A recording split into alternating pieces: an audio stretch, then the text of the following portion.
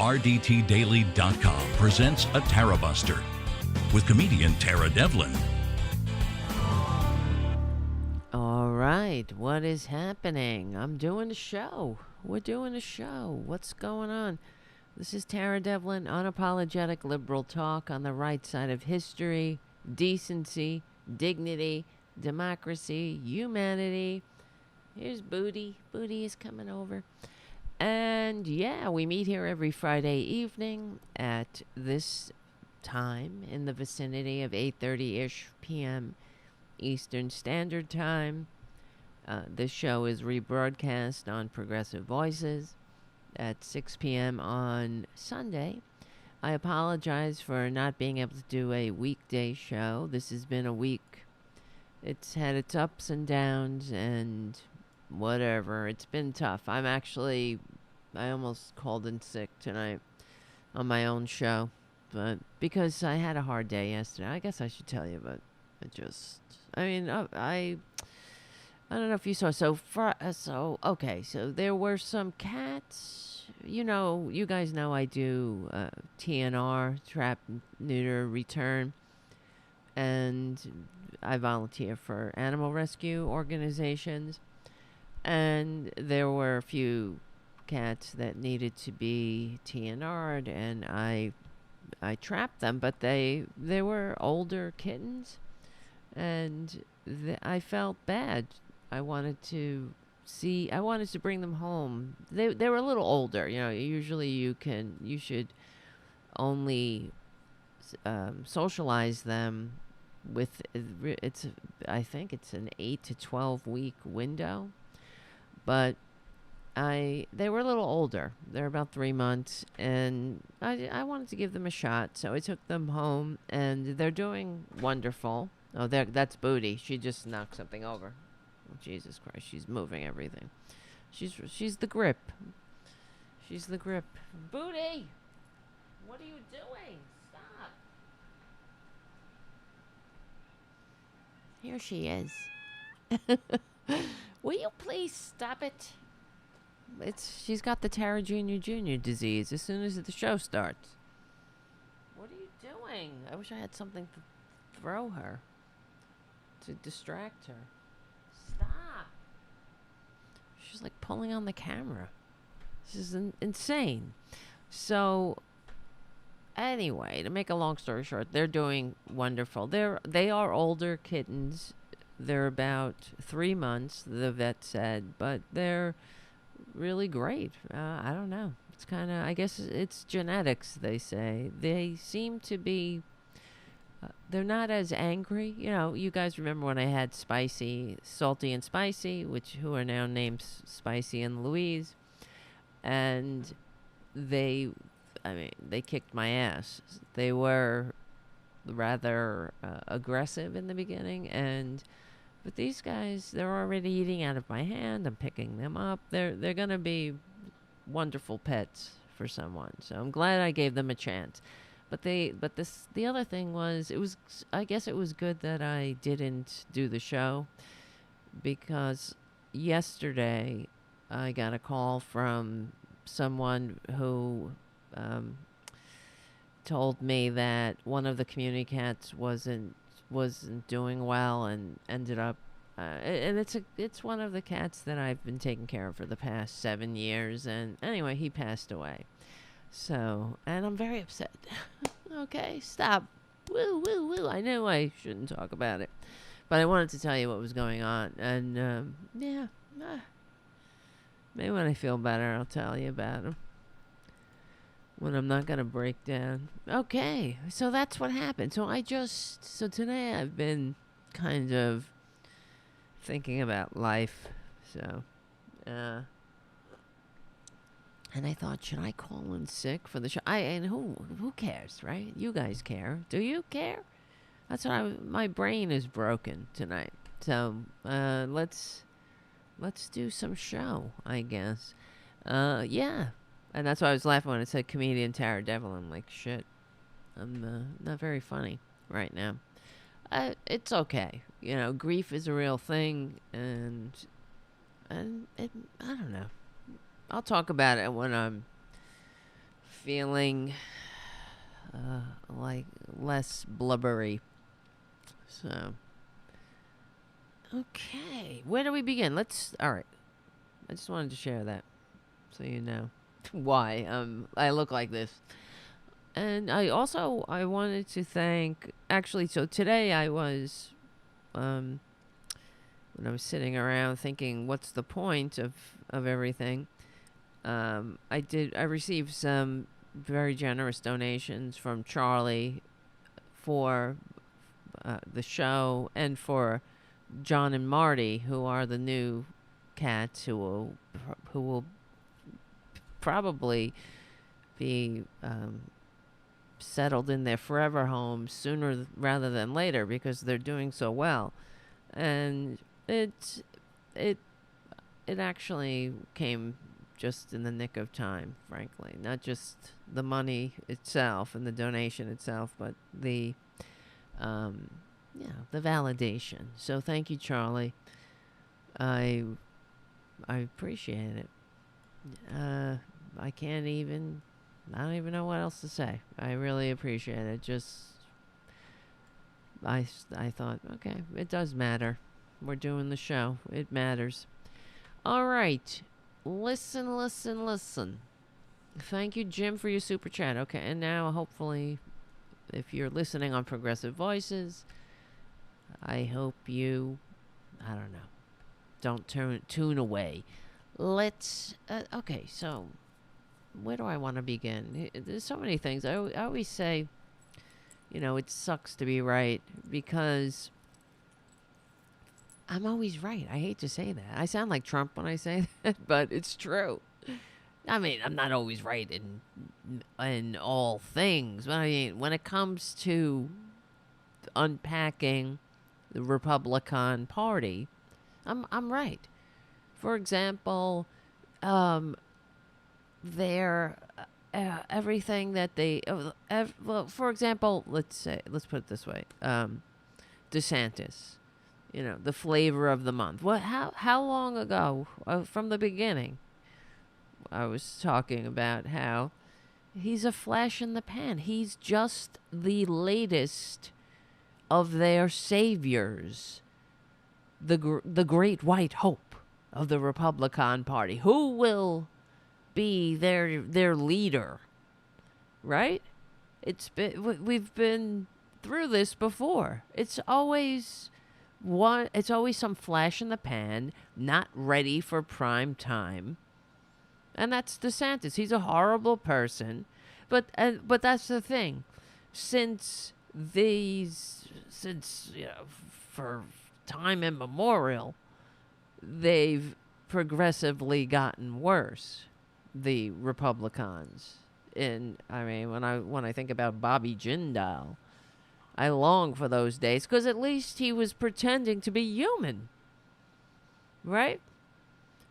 Being a disgusting cretin who is inhumane, that is the Republican way now. That's all they have.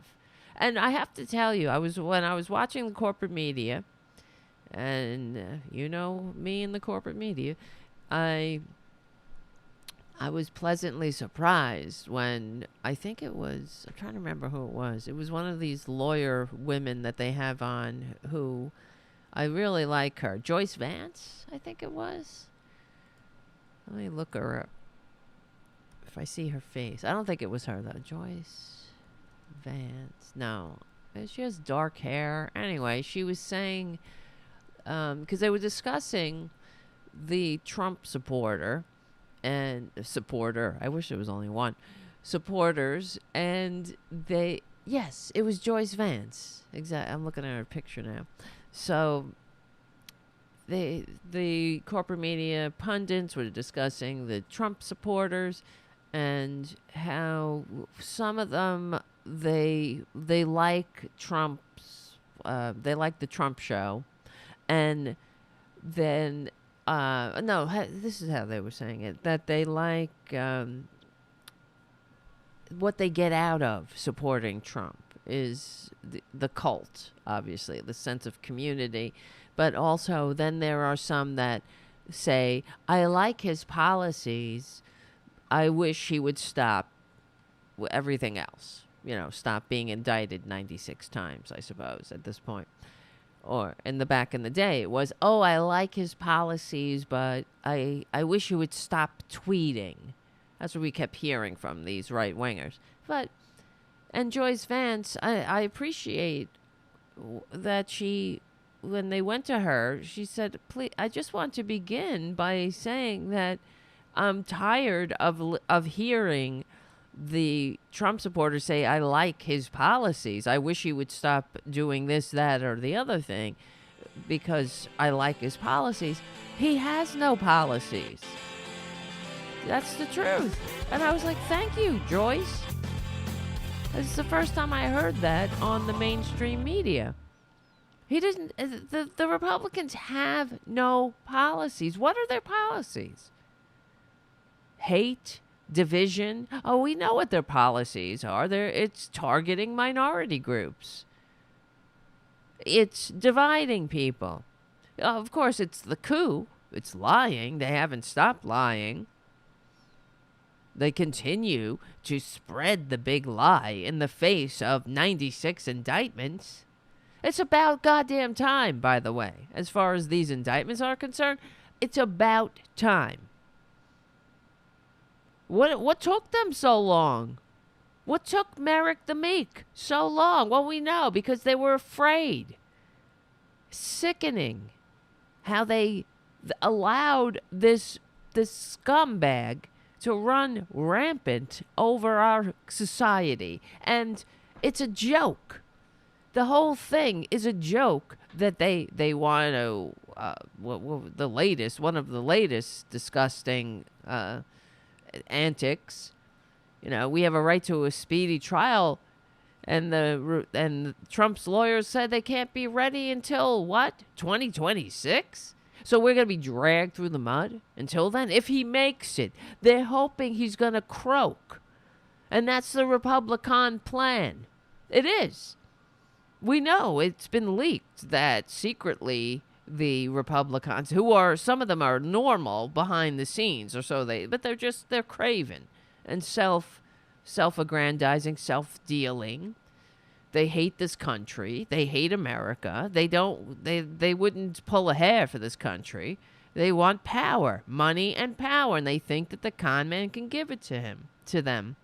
So they say behind the scenes, they all talk about how they're hoping that Trump's going to croak.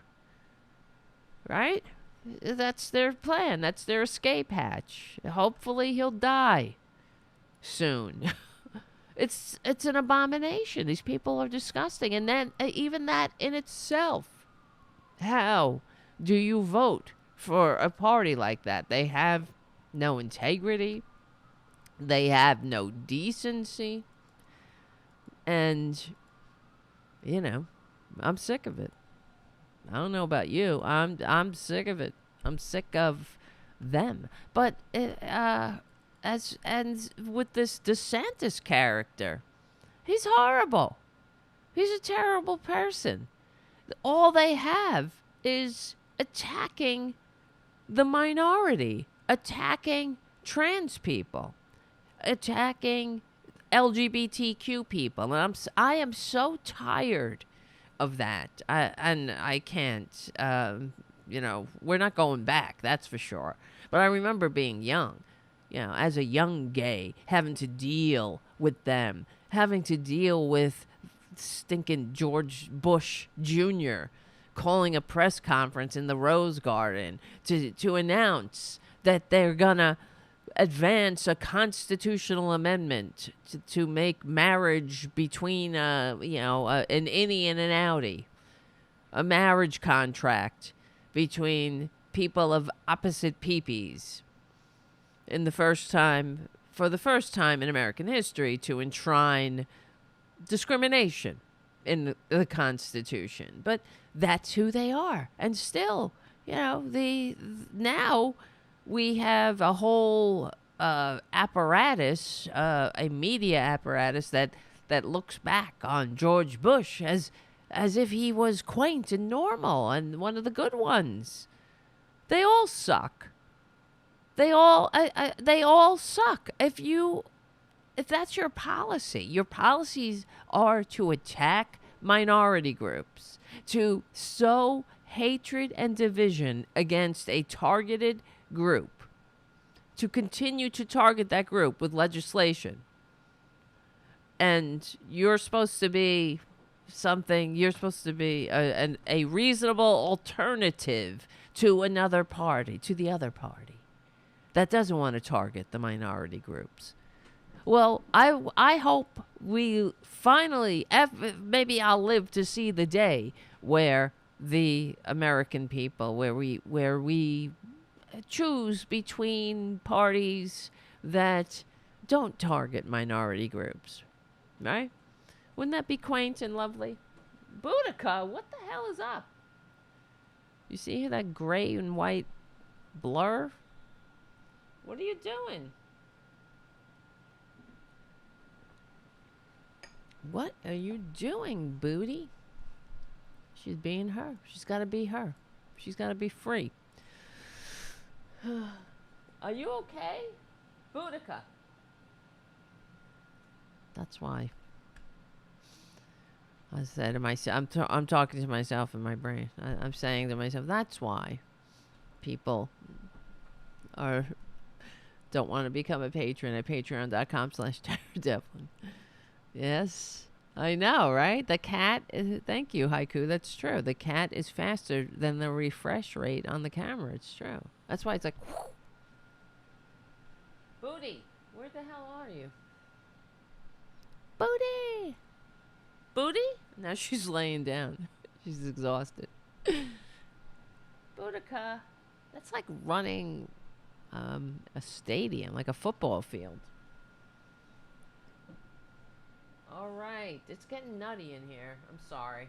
It's fucking catastrophe up in this bitch.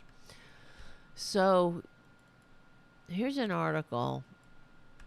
I don't even have another room now because Marty and John are in the other room, and they're free. They're free roaming because they escaped. Well, I let them out last night. It's not that they escaped. Here's the other thing. I haven't had a lot of sleep. I don't know if any of you guys do animal rescue and you rescue cats. They cry when you first get them home. They don't know what's going on. They're confused. I get it. So I haven't really slept because they've been keeping me up. And I have no room now. I live in a friggin' cat motel. But then I thought, right, I have to give these guys a chance. I mean, it would be so much easier just to, of course, release them back and have them live on the street. But then I think about little Scrappy, who passed away, lived a hard scrabble life. And at least these two won't have to live like that. And they don't deserve to, okay? Because they're very good. They haven't, well, Marty has scratched at me, but John? It's kind of bizarre. He hasn't scratched or bit me. Nothing. Hissed. But they're both wonderful. I got them on Sunday. I trapped them on Sunday. It's only less than a week, and I'm picking them up. I mean, they're really good. All right, that's an aside. Hopefully they'll get adopted together. I think in a month, because they're on the fast track, frankly. So, yes. Where is this? Where was the... All right.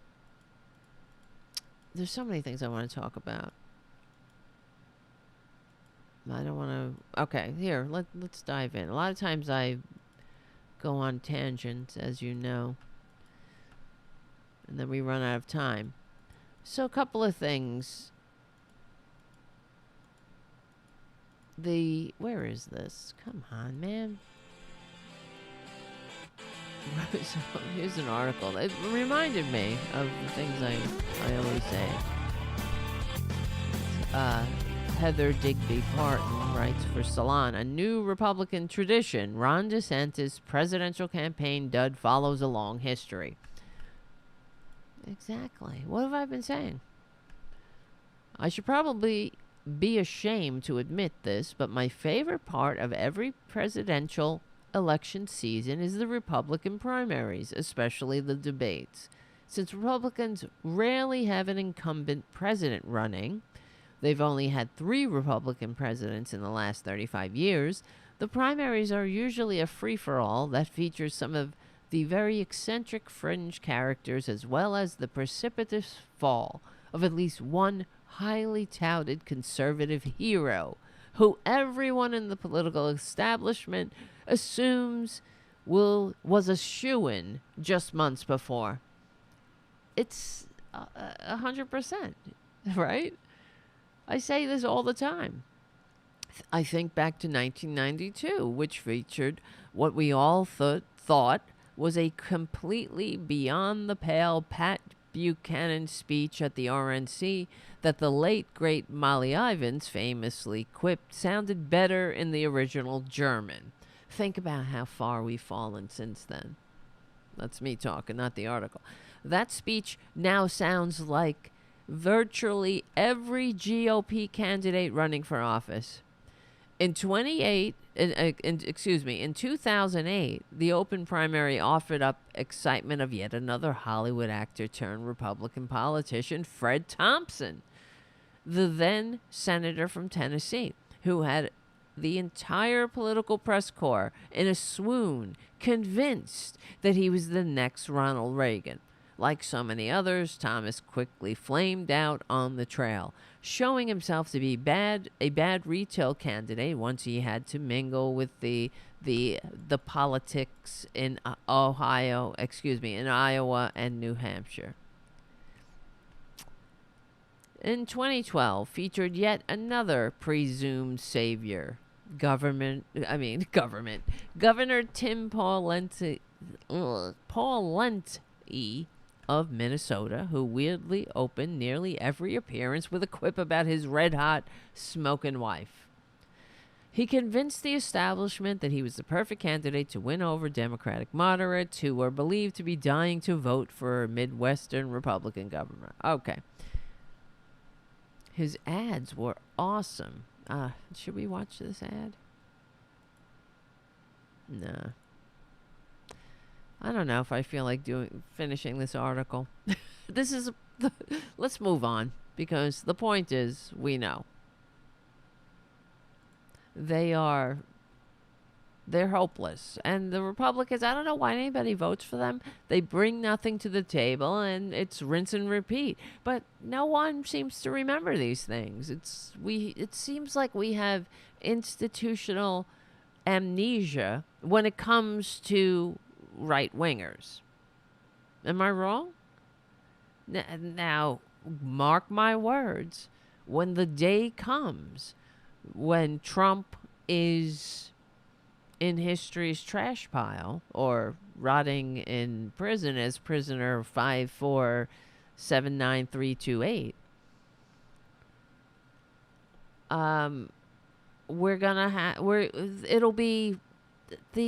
it'll be all is forgiven with the Republican Party. All of the antics that they put us through, that Moscow Mitch McConnell, the silence of Moscow Mitch, the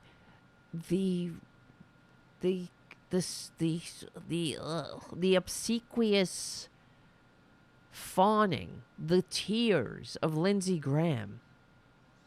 All of that's going to be forgiven.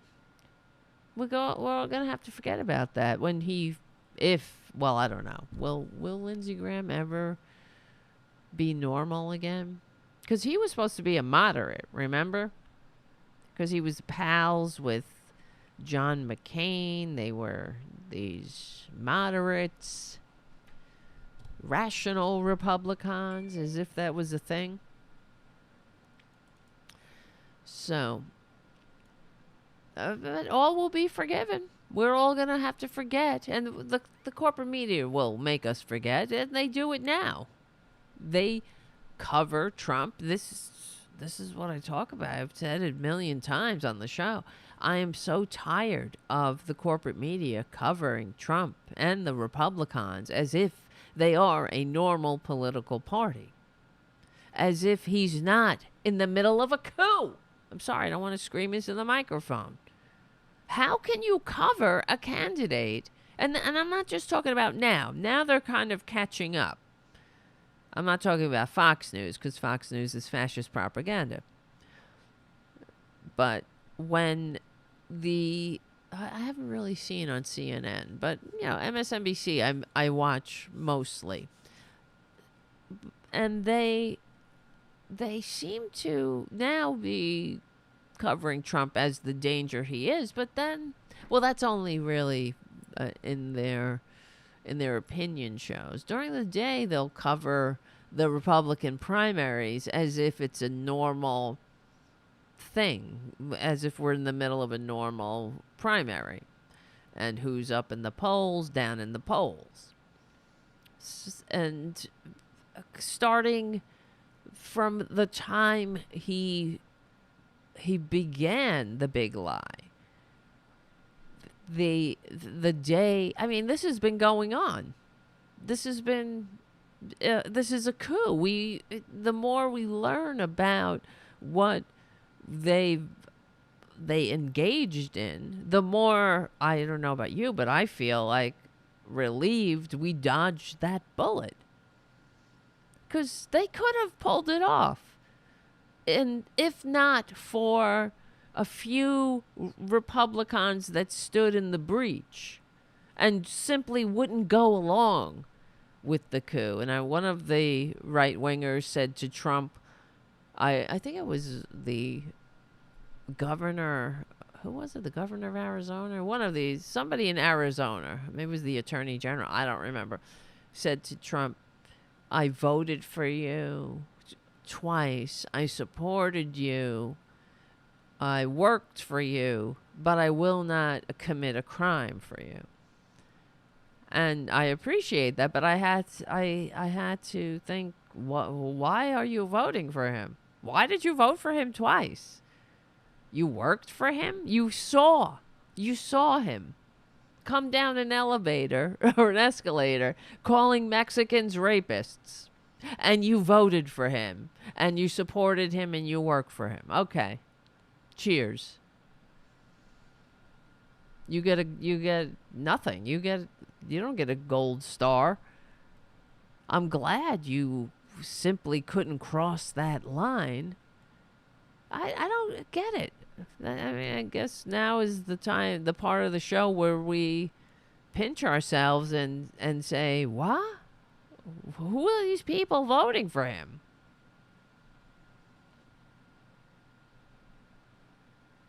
I don't get it. I don't get how anybody voted for him. Anyway, okay.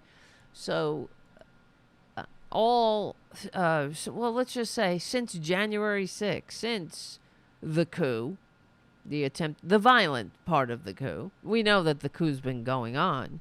It went on sooner than we thought. We just saw a video of Roger Stone. Why? And here, I mean, just an aside, why isn't Roger Stone in jail? I know he was pardoned. Oh, and the other thing I was thinking today, speaking of pardons, was I don't understand. I was thinking about like this all goes along with our. Oh, you know what? What the fuck is going on here? This is so weird. Okay, whatever. It doesn't matter. I'm thinking about the music for the show. Did I hear I didn't hear the music last time, unless I wasn't paying attention. But I was thinking about the Trump supporter, and I was thinking, how much do you have to hate yourself to be a Trump supporter? That was what was coming to my mind, because it came out yet again that another member of Trump's inner circle is robbing from the Trump support. I mean, they're all a bunch of dupes. And they continue to open up their wallets and give money to these grifters like Steve Bannon, who was pardoned for robbing Trump supporters of their Social Security money. And the latest is Rudy Giuliani pocketing $300,000 from farmers investing in an anti-Biden documentary that was never made. And that's just one. They're all on the make and on the take, the Republicans, and it's incredible. Hold on a second. Yes, Winston on the chat says, it's difficult to measure that much self-loathing. It's incredible to me. Yeah, this is so bizarre. We have a problem here with the audio. It's not working. The music. I wonder why. But the open worked. It's going. Well, I'll keep an eye on it. I don't understand. I'll have to figure it out later. This is why I don't have patrons, right? People are like, the show is always in technical difficulties. But it's like, which came first, the chicken or the egg? Can you hear you guys on the chat, can you hear the audio from the music? The timer's still going, but it's weird. It's okay. I'll have to cut it. I'll have to edit it in later. So yeah, a lawsuit claims that Rudy Giuliani was paid $300,000 while pinching investors on an anti-Biden film. Well, that's because he's broke. Because he's a grifter. I mean, this is a guy that was going around selling pardons. Right? Whatever happened with that? Giuliani selling pardons.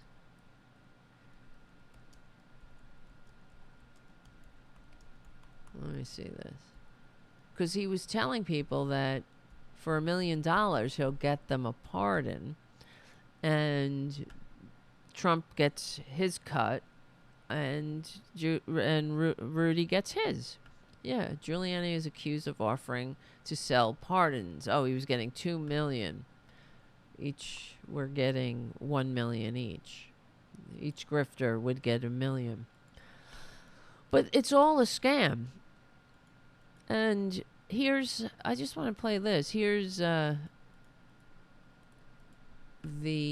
Roger Stone, a traitor,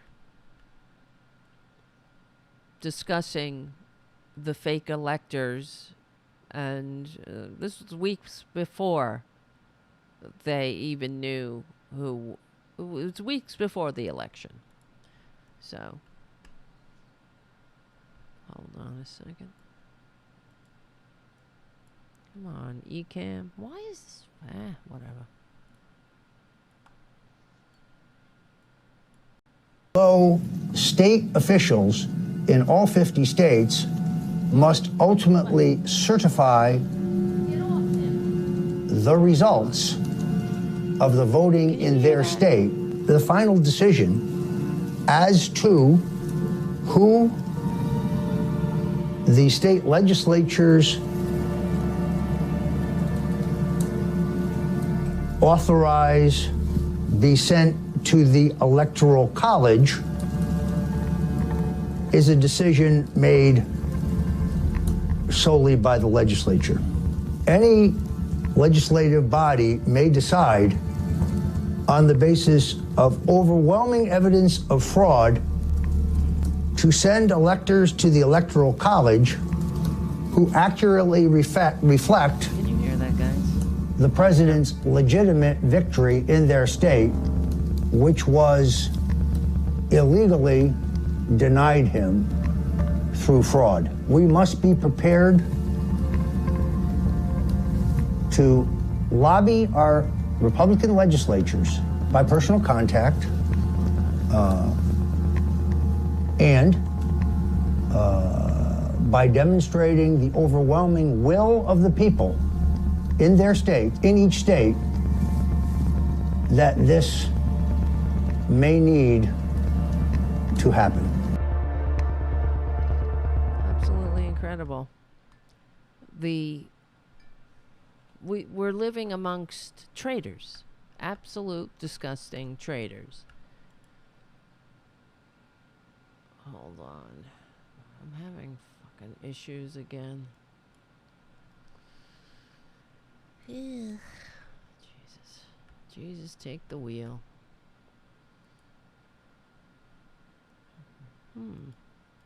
1 2 1 2.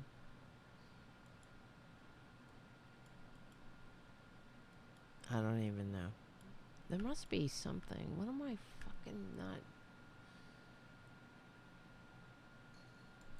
Alright, whatever. So that means all the videos that I captured, I won't be able to hear. Son of a bitch.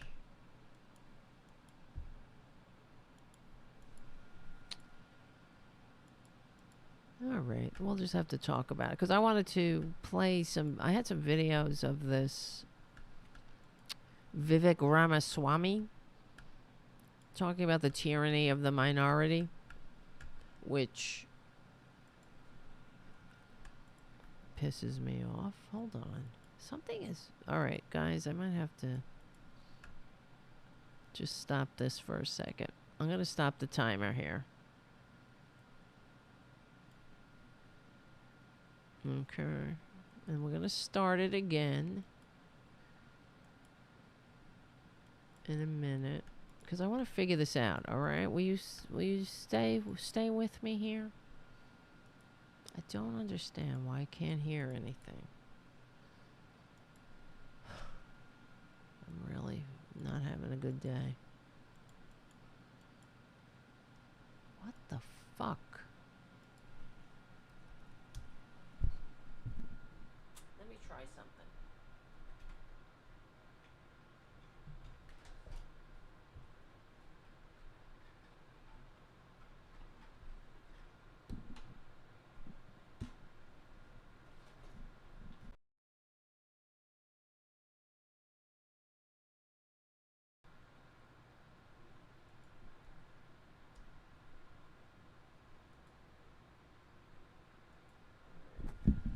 Alright, 1 2.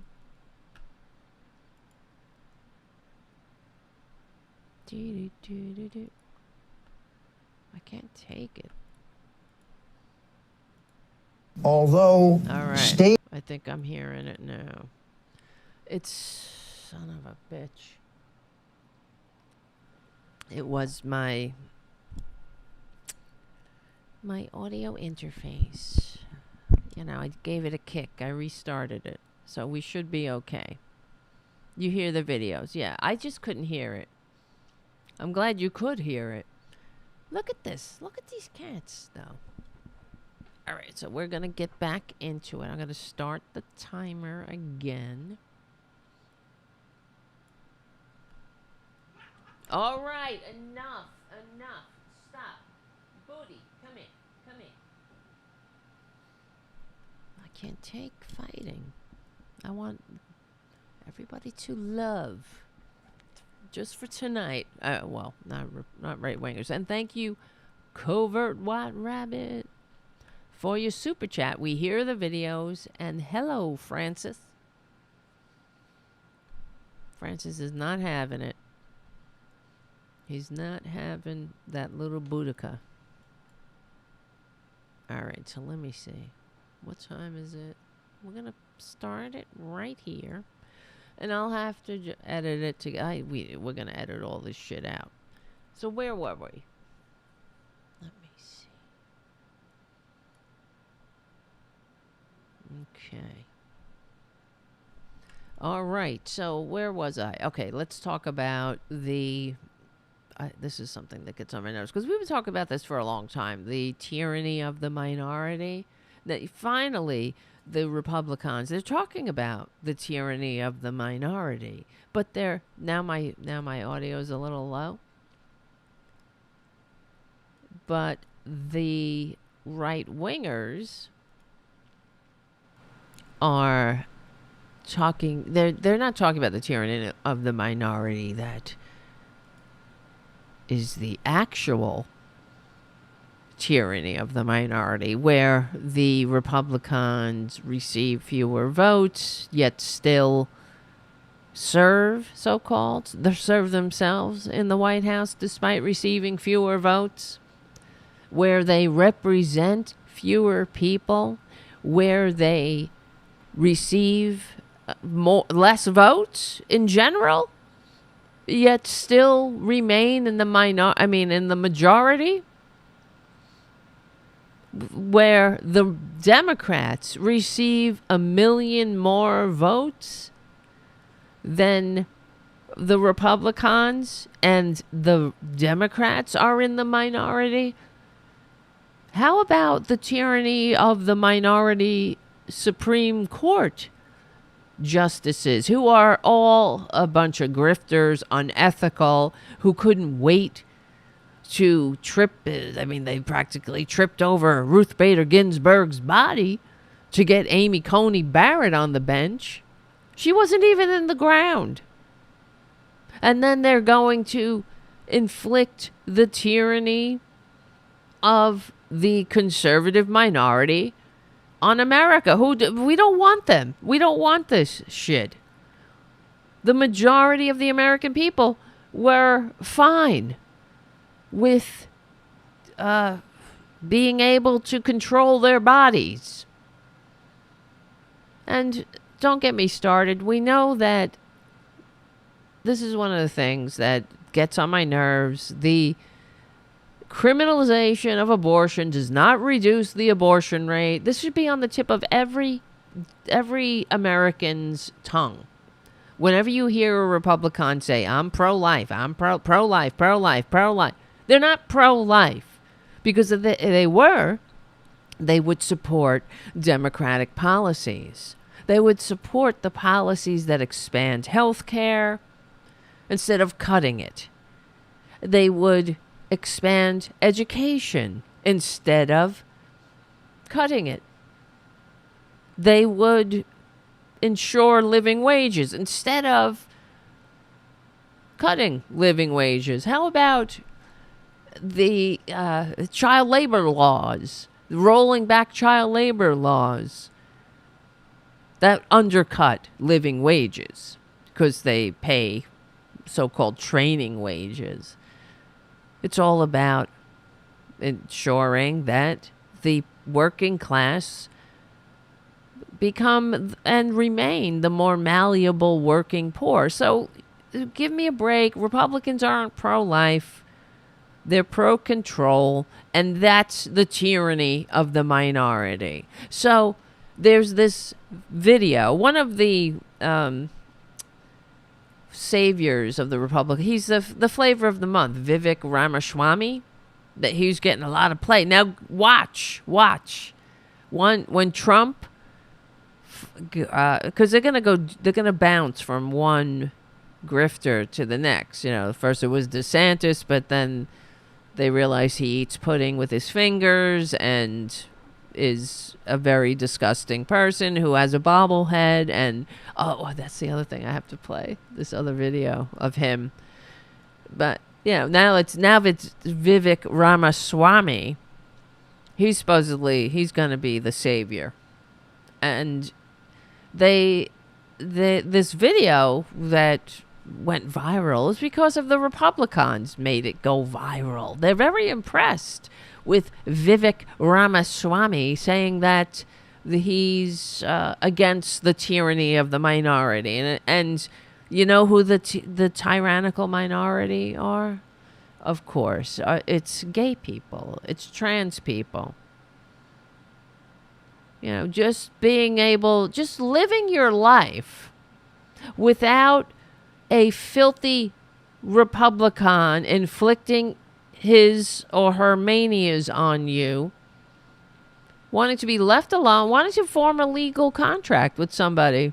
You know, having the freedom to form a legal contract with somebody who might have the same pee-pee, that's interfering with the Republicans' something or other, because that's tyrannical. They don't want to be canceled. They're such victims, aren't they? They're such victims. Everybody living their lives. We've been hearing this forever. You know, everyone, if you live your life, you're somehow infringing on them. This has been the story for time immemorial. Women's rights, right? That's infringing on the men, right? I remember when I was a kid, I don't know if I told you the story. I was young. I think I was like 13, 14. I was on the train on Staten Island. There's one train that goes from one end of Staten Island to the other. And I grew up on Staten Island. And when this was, it's not a subway. It was, you used to have to get a ticket, and then the conductor would come around and take your ticket and punch your ticket. It was like one of those, like old-fashioned type trains. And it still exists. I don't know how they collect the fare now. I'm sure it's not that way. But this woman came out of the conductor's car. So that's what they would do. So the conductor would, in between stops, come out and take your ticket. And there were these two old bats sitting in front of me. And a woman came out and punched their ticket and went back into the conductor's room or whatever, to drive the train. And these two old bats said, "Oh, isn't that a shame? Taking a job from a man." Right? And that's how it used to be with those old battle axes. Because, you know, that's how they lived. And I'm sure they were Republican. That's the Republican way right there. You know, to be a participant in your own oppression. Another time, I have to tell you this story. I was driving. I was young. I think I was like 25 or something. And driving down the street in Staten Island. In the corner of my eye, there's this old lady walking. And as I'm driving, I see her take a tumble, and she falls flat on her face on the sidewalk, and she knocked her teeth out. Of course, I laughed. No, I stopped the car, and I ran to her to help her, and she was bleeding. It was terrible. And I was saying, "Are you okay?" Blah, blah, blah, right? And behind me comes some guy, and you know what the bitch said? As I was helping the woman, she said, "Oh, good, a man." You know, because the man was coming up after me to help her as well. So I dropped her and I kicked her. No, I'm only kidding. I was like, okay, you can take it from here. But this is, that's her generation. That's what she was grew up. Like a right winger. That's how the right wingers are now. You know, they are the cheerleaders of their own oppression. A Republican woman has to be a bigger misogynist than the Republican man. That's just the truth. They have to praise and they have to constantly stroke the man, not literal, well, literally, figuratively, whatever. They have to constantly prop up the male as the rightful place on the top of the heap in the hierarchy, and then otherwise you're upsetting the natural order of things. So, why did I get on this this tangent over here? But so anyway, Vivek Ramaswamy, I don't know why I'm saying it like that. It's kind of a catchy name. Here's the, what do you call it? Here's the video that went viral. I'm personally a pansexual, so I was just wondering what your views on same-sex couples were. I don't have a negative view of same-sex couples. But Of course you don't, right?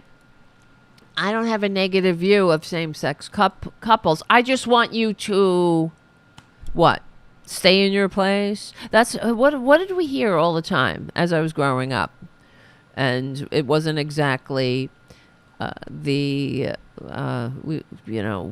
prime of gay acceptance. I remember hearing all the time, I don't mind what people do, just don't shove it in my face or don't rub it in my face. This is the same. This is an updated version of that. Oh, I don't hate gay people. I just don't want you to blah, blah, what? Upset children somehow. Because being alive, it upsets children. Because according to Republicans, you see, it's their filthy minds that are the problem. And they inflict their manias on us. They project their manias outward instead of getting the help they need. Because when they think of gay people, they think of sex. Oh, it's just sex. And it's not just sex. Just like being a straight couple isn't just sex. Right? Is that what you think of when you see a straight couple? You're like, let me imagine them having sex. But that's what Republicans do because they have dirty, filthy minds. And they're very immature, which is another thing we'll get to tonight. And I have the receipts for that too. So, no, I don't have, this is what he's saying, I don't have a negative view of same-sex couples. I have a negative view of the tyranny of the minority. Not the tyranny of the minority of people who receive fewer votes getting to squat in the White House and inflict their manias on us, but the tyranny of a targeted minority getting full and equal citizenship with him. we have a negative view of a tyranny of the minority. So I think that in the name absolutely disgusting. Absolutely disgusting. And this is why they're all latching onto it. They're like, yeah, that's good. I like that. And they've been repeating this. And if you Google tyranny of the minorities, all of these articles and clips from Fox News are going to come up where they sat around the round table talking about, yeah, I like that. Tyranny of the minority. Yeah. That sounds good because it makes us the victim again. It's such a Nazi tactic. It is right out of the Nazi playbook. Because if we went back in time to Nazi Germany, they would, and all of the oppression against the targeted minority groups, the Jews, political targeting the political prisoner. I mean, the political, communists and the social democrats and whatnot. And the gay community, LGBT community, was all about protecting the German people from the tyranny of the minority. They all excused their inhumane brutality, the genocide, by saying that we have to do this because otherwise our future is in doubt. Because we're under attack by the tyranny of this minority.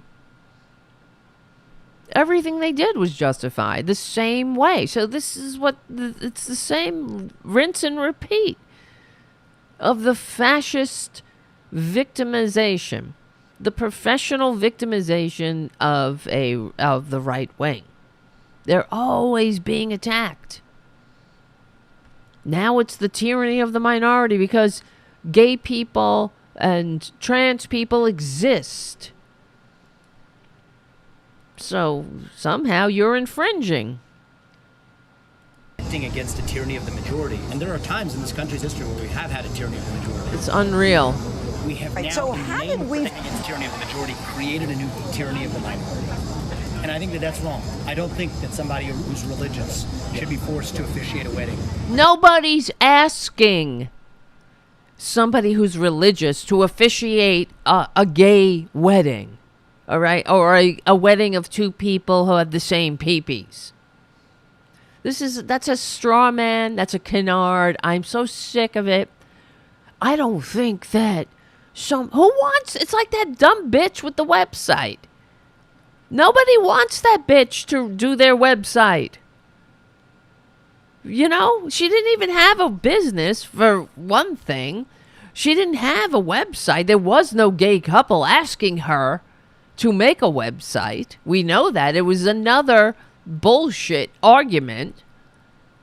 And so this is the same thing. Who wants to have their wedding officiated by a freaking bigot? By a homophobe? I don't think so. Nobody. Go away. These people, you know, it's the search for the superior moral justification for not just selfishness anymore. It's outright fascism. It's Nazism. Attacking the targeted minority group du jour. And it's always gay people, of course. Just realized I forgot to press a button. Oh, well. And so, but he sounds very high-minded when he's, I guess, searching for the superior moral justification for this bullshit. And that, the Republicans, they eating it up. They disagree with. I don't think somebody who is a woman who's worked really hard for her achievements should be forced to compete against a biological man. How dare you? And this is the other thing. It's another straw man. Women in sports? They don't give a shit about women in sports. That's the other thing. I don't think that a woman should be able to compete against a biological male. They don't. First of all, it's like one person, right? Of course, they're talking about one person, and that whole issue aside. Wait, here comes the music. Hold on a second. We'll be right back.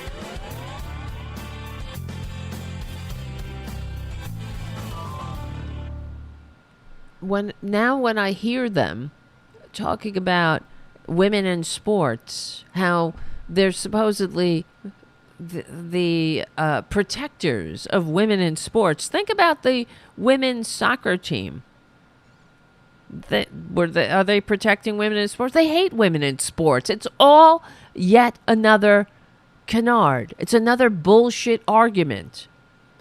Because they really don't like women in sports, period. They want women in their place. It's another excuse to attack minority groups and to trigger people into turning against each other.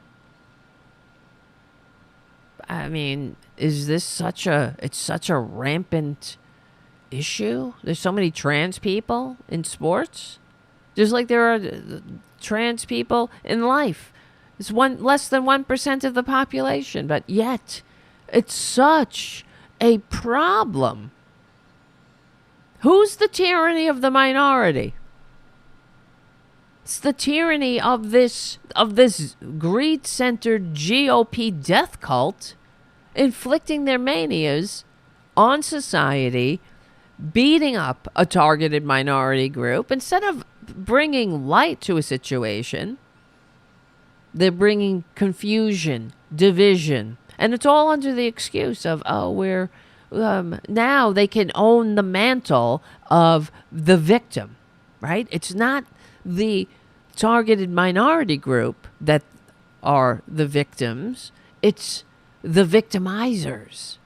And that is right out of the Nazi playbook. It's like crazy town with the Republicans. Everything it's all opposite. Every day is opposite day. The professional victims are, the ones doing the victimizing are the victims. And this is what they've done forever, no matter what the issue is. If you're, it's a sinister part of the autocrat playbook to simultaneously be the oppressor while taking up the mantle of the oppressed. And you look through history, and you don't have to look too far. Look back 70, 80 years. That's why it's so chilling and sinister. Oh, and isn't he sound so sober? He's so thoughtful, bashing a minority group into the ground. This is why Republicans have to legislate. They use the power of the state to tyrannize people. What about trans kids and their families?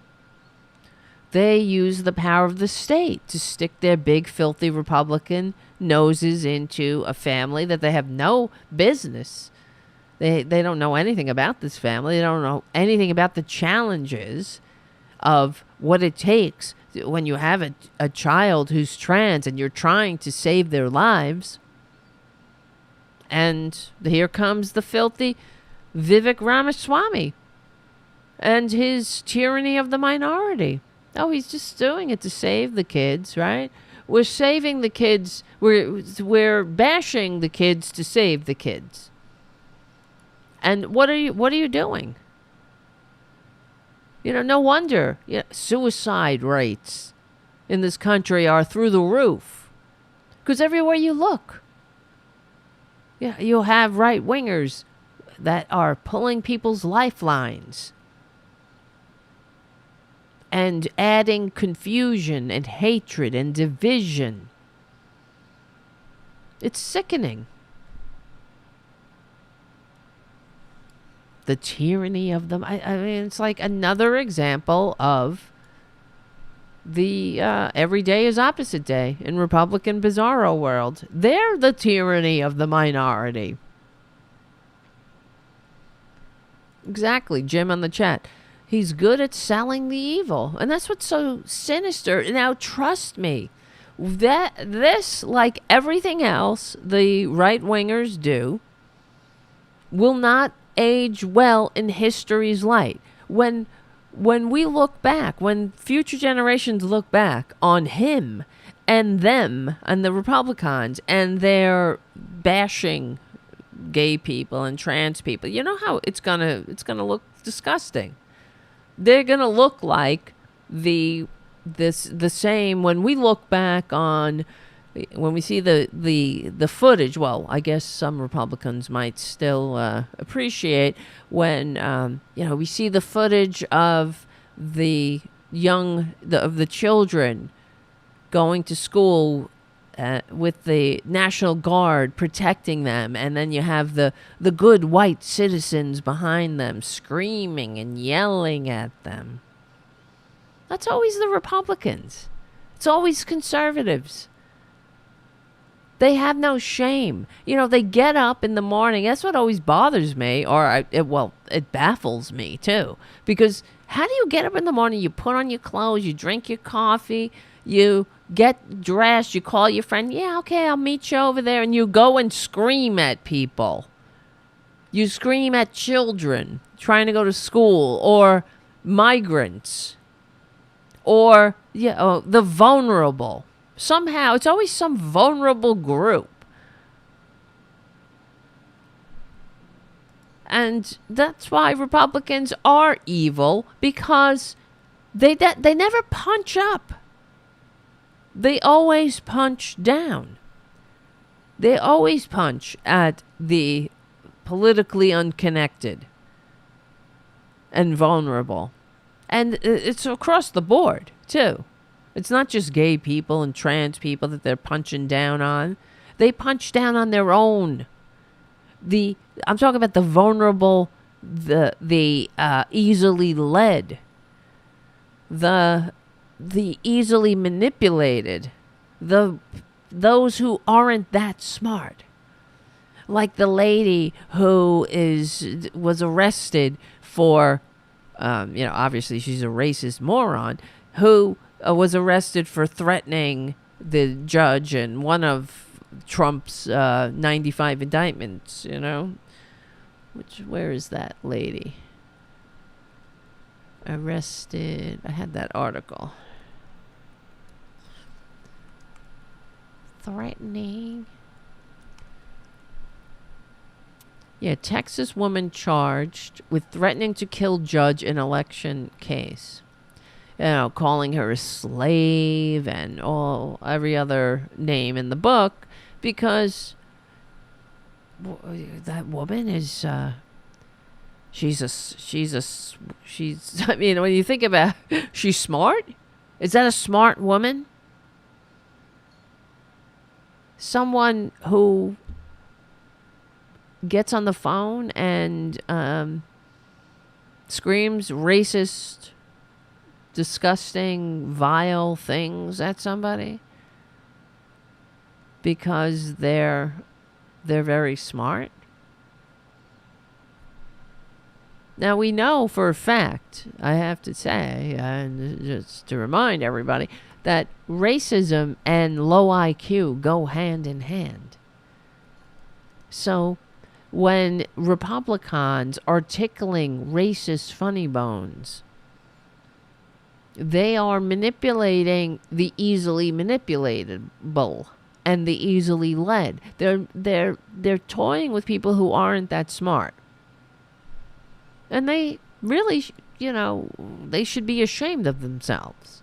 It's political malpractice. If you're in a position of leadership, you have a duty, at least you think you do, if you're a person of integrity and decency, you think you would use your power for good. But these people, they're not good people. Clearly. And doesn't he look, this Vivek Ramaswamy, doesn't he look so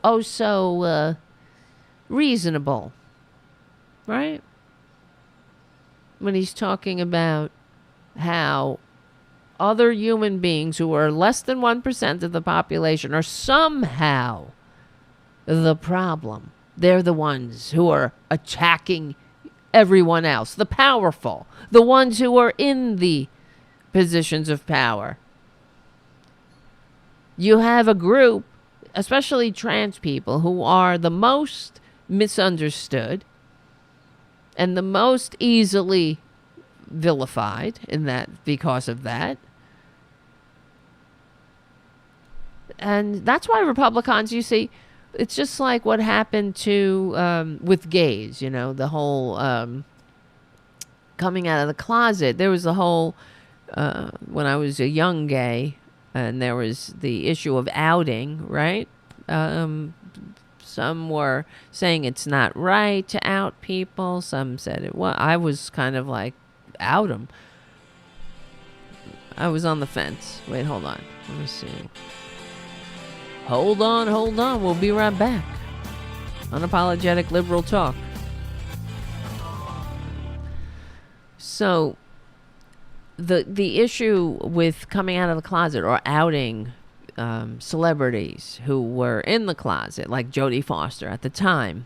I remember there was a whole campaign where someone, I can't remember who it was, but they would plaster posters all over town with gay people who were in the closet, and it was very controversial. And it said absolutely queer, like the Absolute ad, and it had Jodie Foster's face on. And now she's out of the closet. You know, she came out when all the work was done. It's sort of like Ellen. A lot of these celebrities waited for everybody else to do the hard work, and then they came out.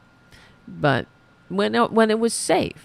But it got that way because of the pioneers, of people blazing a trail. And those who were the first out received the backlash. And it's the same thing. What's happening with trans people? And they're like, oh, there's social contagion going on. All of a sudden, everybody's trans. That's not true. It's not that everybody's trans. It's that that people are trans, and now they're feeling safer to come out of the closet because, you know, there's more support, there's others, there's safety in numbers, that they don't feel as alone. And that's what the Republicans are afraid of. And you see, this is the backlash. Of course, it's always the backlash coming from the right. The conservatives, they can't stand progress. So, who are they going to vilify next? I'm sure, well, don't worry. They'll find somebody. Because I was like, wow, you know, they're not getting the same bang for their buck going after gays. Of course they're going after trans people. But eventually that's going to wear off too. In the meantime, though, many people are going to get hurt. And, you know, and that's because of the way the Republicans appeal to the worst aspects of the human condition. And they appeal to the worst people. And they activate them. And they stoke them to violence, to commit violent acts. And they give them permission to be horrible, to be ugly to each other. So now, what do you think is going to happen? People are going to be like, oh, it's the tyranny of the minority. I'm being tyrannized. It's like this. There was a gay man, where is it? Here in New York. They were at a gas station. And these young gay people were having a good night. They were having fun. They were voguing at the gas station. And a couple of white, well, not just a couple, a bunch of white bullies, good Republicans, came up to them and they told them to stop. I'm sure they were good Republicans. What do you care? People are voguing. They're having fun. They're dancing. But they didn't like that. Because it was the tyranny of the minority, I suppose. They didn't want to see people voguing because that there might be children around, don't you know? And then the children might say, well, what's going on? And then all of a sudden, gays are being groomed. They're grooming children, I mean.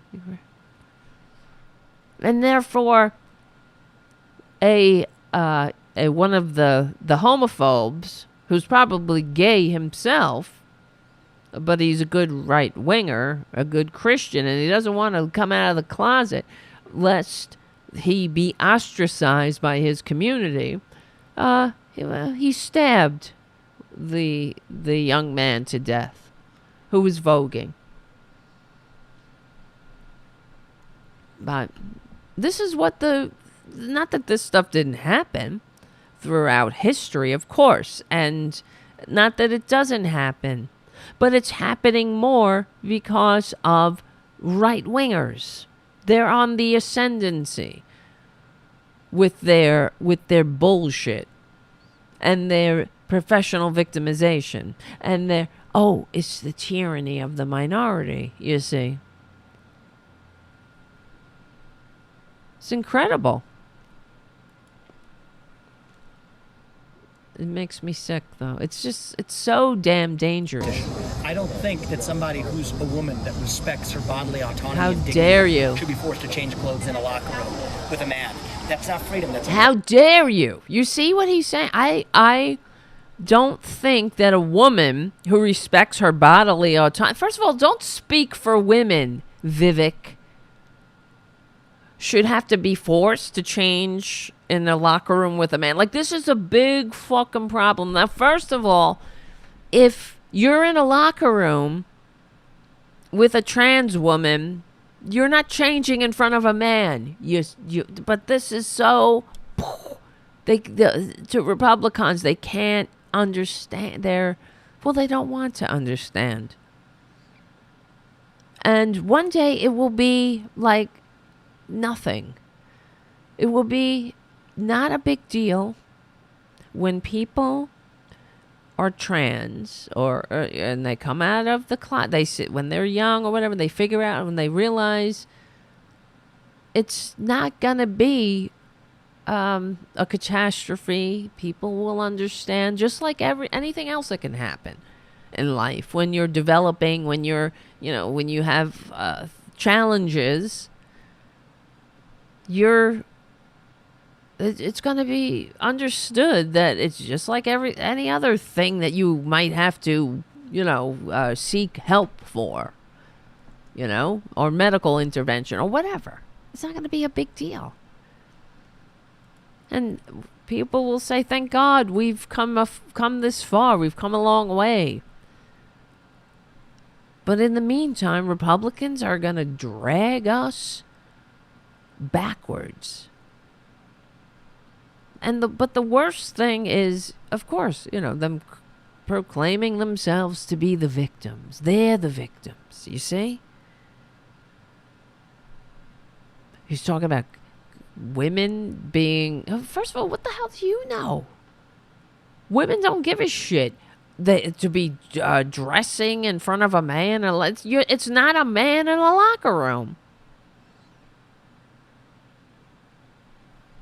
And a woman who's trans dressing in a locker room, nobody's gonna be like, get that person out of here or whatever. It doesn't matter. It's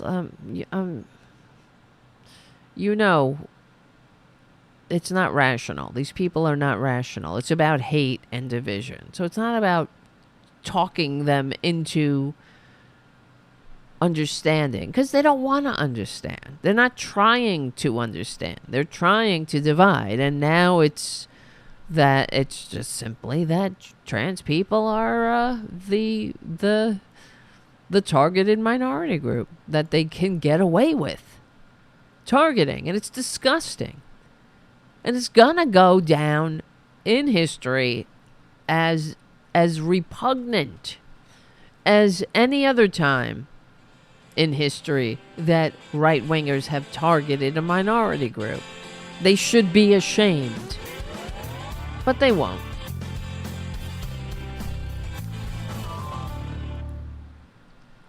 And I love this lower third here. Ramaswamy calls out the tyranny of the minority. It pisses me off because they're all latching on to this, you see. And so I believe that we live in a country where free adults should be free to dress how they want, behave how they want, and that's fine. But bullshit. You don't become oppressive by foisting that on others. I think a lot of How do you hoist it on others? You can dress the way you want and behave the way you want, but you don't oppress people by hoisting it on others? How is it hoisting it on others? You see, you're simply existing. So that's hoisting it on others. It's the same shit, different day. When I was growing up, how many times did I have to hear, and you have to hear? I'm sure you heard the same thing. Just don't shove it in my face. Don't rub it in my face. Okay, don't rub it in my face. Everywhere I look. There's ads, there's movies. Don't rub it in my face about being straight, right? Don't rub it in my face. Well, too bad. Yeah, I get to live too. I get to be a human being too. And if I'm being really honest, that I also share. comes from that new culture of oppression where saying believe those this things shit? can actually get somebody punished. He's saying those things. What things? Don't shove it in my face. Don't. You see, it's the search for the superior moral justification for being a bigot, for being a homophobe, for targeting minority groups. It's never changed for these people. So let me ask again, like we were saying earlier in the show, what policies do these people actually have? What do they offer the American people? What do they bring to the table besides division and hatred and confusion and ugliness? You know, I was on Brad Bannon's show on Deadline DC, and he played a clip from the Fox News, where they were talking about the Barbie movie. And in the Barbie movie, one of Barbie's friends is played by a trans actor, or actress, and they were misgendering her. And I for a second I was confused. I was like, who are they talking about? Because they were saying he, and it was only audio I was listening to, and I was like, are they talking about the trans actress who played one of Barbie's friends, which wasn't a thing, it was just so happened to be played by a trans actress. And Brad was like, yeah, I think so. And I thought, wow, that is so ugly, and it is so repugnant. And they really should be ashamed if they had the capacity for shame. To be so ugly. And it's not going to age well. When the future looks back, they are going to be as horrified, or even worse, frankly, than I am right now. They're disgusting. So I want to play this clip from the 5 or whatever that is. That's booty on my foot. Talking about the tyranny of the minority. This woman, Jessica Tarlov, is that how you pronounce her name? She's pretty incredible, I have to say. She's the liberal on Fox News, or the normal person on Fox News. I gotta give her credit. I don't know how she does it. I really admire her, frankly, because she doesn't let them rattle her. She comes with the receipts. Oh, hi, Booty. Come here, honey. Booty just jumped up. What's up, honey? What's the matter, boo? What's the matter? You pushing me now? Little boo-boo. And here's Jessica Tarlov talking about the tyranny of the minority. If I can get it to work, it'll be there. Yeah, here we go. On the trans issue, for instance, our own Fox polling shows that 57% of Americans think that trans kids and their families being the target of political attacks and these anti-trans bills is a major problem. When you look at the actual numbers of kids that are, for instance, they have gender dysphoria and they're getting top surgery, how many kids do you think got top surgery last year? Under 300. Then think about an issue that's really important to Democrats. Is that for children? On the trans issue, oh, for instance, shit. our own Hit Fox the wrong polling button. shows that 57% of Americans Sorry. think that trans kids and their families being the target of political attacks and these anti-trans bills is a major problem. When you look at the actual numbers of kids that are, for instance, they have gender dysphoria and they're getting top surgery, how many kids do you think got top surgery last year? Under 300. Then think about an issue that's really important to Democrats. Is that for children? 300? Minors. Children. Yes. That's an atrocity, but continue. Okay. But over... That's supposed to be the comedian, Greg Gutfeld. That's an atrocity. I'm going to pass judgment on something I know nothing about. And families I've never met and know nothing about. And I'm going to assume that they're committing atrocities on their children because I know better sitting here in the studio of the 5 in the ivory tower And I'm just going to say that's an atrocity because this is the talking point now. They know nothing. They don't want to know. It's not like they want to learn. Why don't you go talk to a family? Go talk to these families. But they don't want to. They just want to stick their big, filthy Republican noses into people's business because they think they know better. Now, these are the small government crowds, right? They're the, get your government nose out of my whatever. Government, shrink it down, drown it in a bathtub crowd. This is like everything else. They are they're full of shit. They hate freedom. They hate democracy. I mean, everything they always ran on. They talk about how they're all about freedom. They're not about freedom. They're about tyranny. They're about oppression. The freedom for them to oppress you. That's freedom. Excuse me. 5,800 kids were victims of gun violence, for instance. I don't hear Republicans talking about that. Tyranny of the minority. Comparison. It absolutely isn't. It's a priority on the right to talk about trans issues, a priority on the left to talk about gun violence, which affects more people. Abortion is another instance of the tyranny of the minority. I get it. Federalism, you send it back to the states, where a group of elected officials have decided, for instance, in like Texas, Louisiana, that women should not be able to get abortions after 6 weeks. We have women that are bleeding out, going into sepsis. In Louisiana, a woman was forced to carry a baby that had no skull. What's this have to do with this topic? What are you talking about? He says tyranny. Complex thinking is beyond them, you see? What's this have to do with the tyranny of the minority? It has everything to do with it.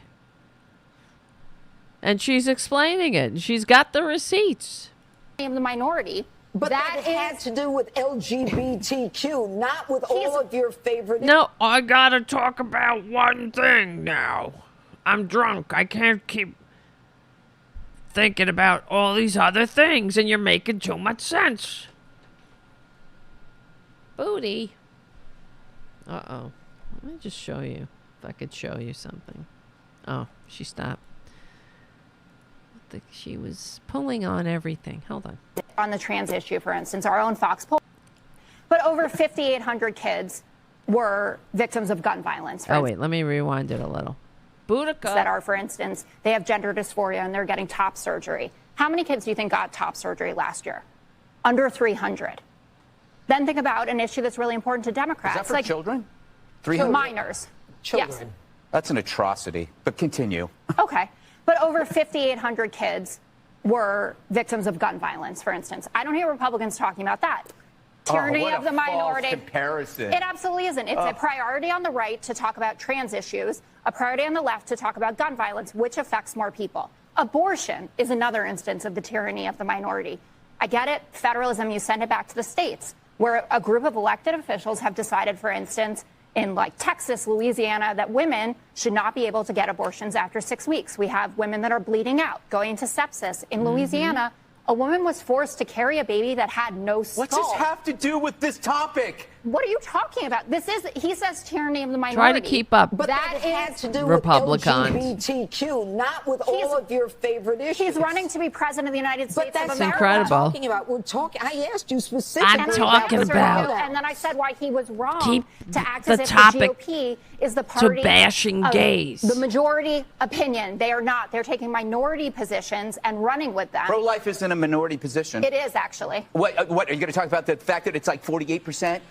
Many no, people. I'm going to talk about the 69% is the highest that it's ever been recorded that now support abortion, at least through the first trimester. First trimester. All right, hold on. Be right back. We're listening to The Five. We're listening to, what's her name again? Jessica Tarlov, the only liberal, the only normal person on Fox News. I give her a lot of credit, and she's kicking their ass, and she always does. I completely admire this woman. Yeah, And what's happening then in Ohio and Kansas and Kentucky if it's What's not? the Democrat stance on abortion? That it's between a woman and her doctor to make those decisions? No, what's the cutoff? Is that, would you call that tyranny of minority as well? I think the logic here, if you're slicing these issues. You're trying to pretend that we want to kill live babies? No, I didn't say that. I didn't say that. I'm just pointing out no, that that's what you said. That is what you said. You say, what's the Democrat cutoff? Democratic, okay?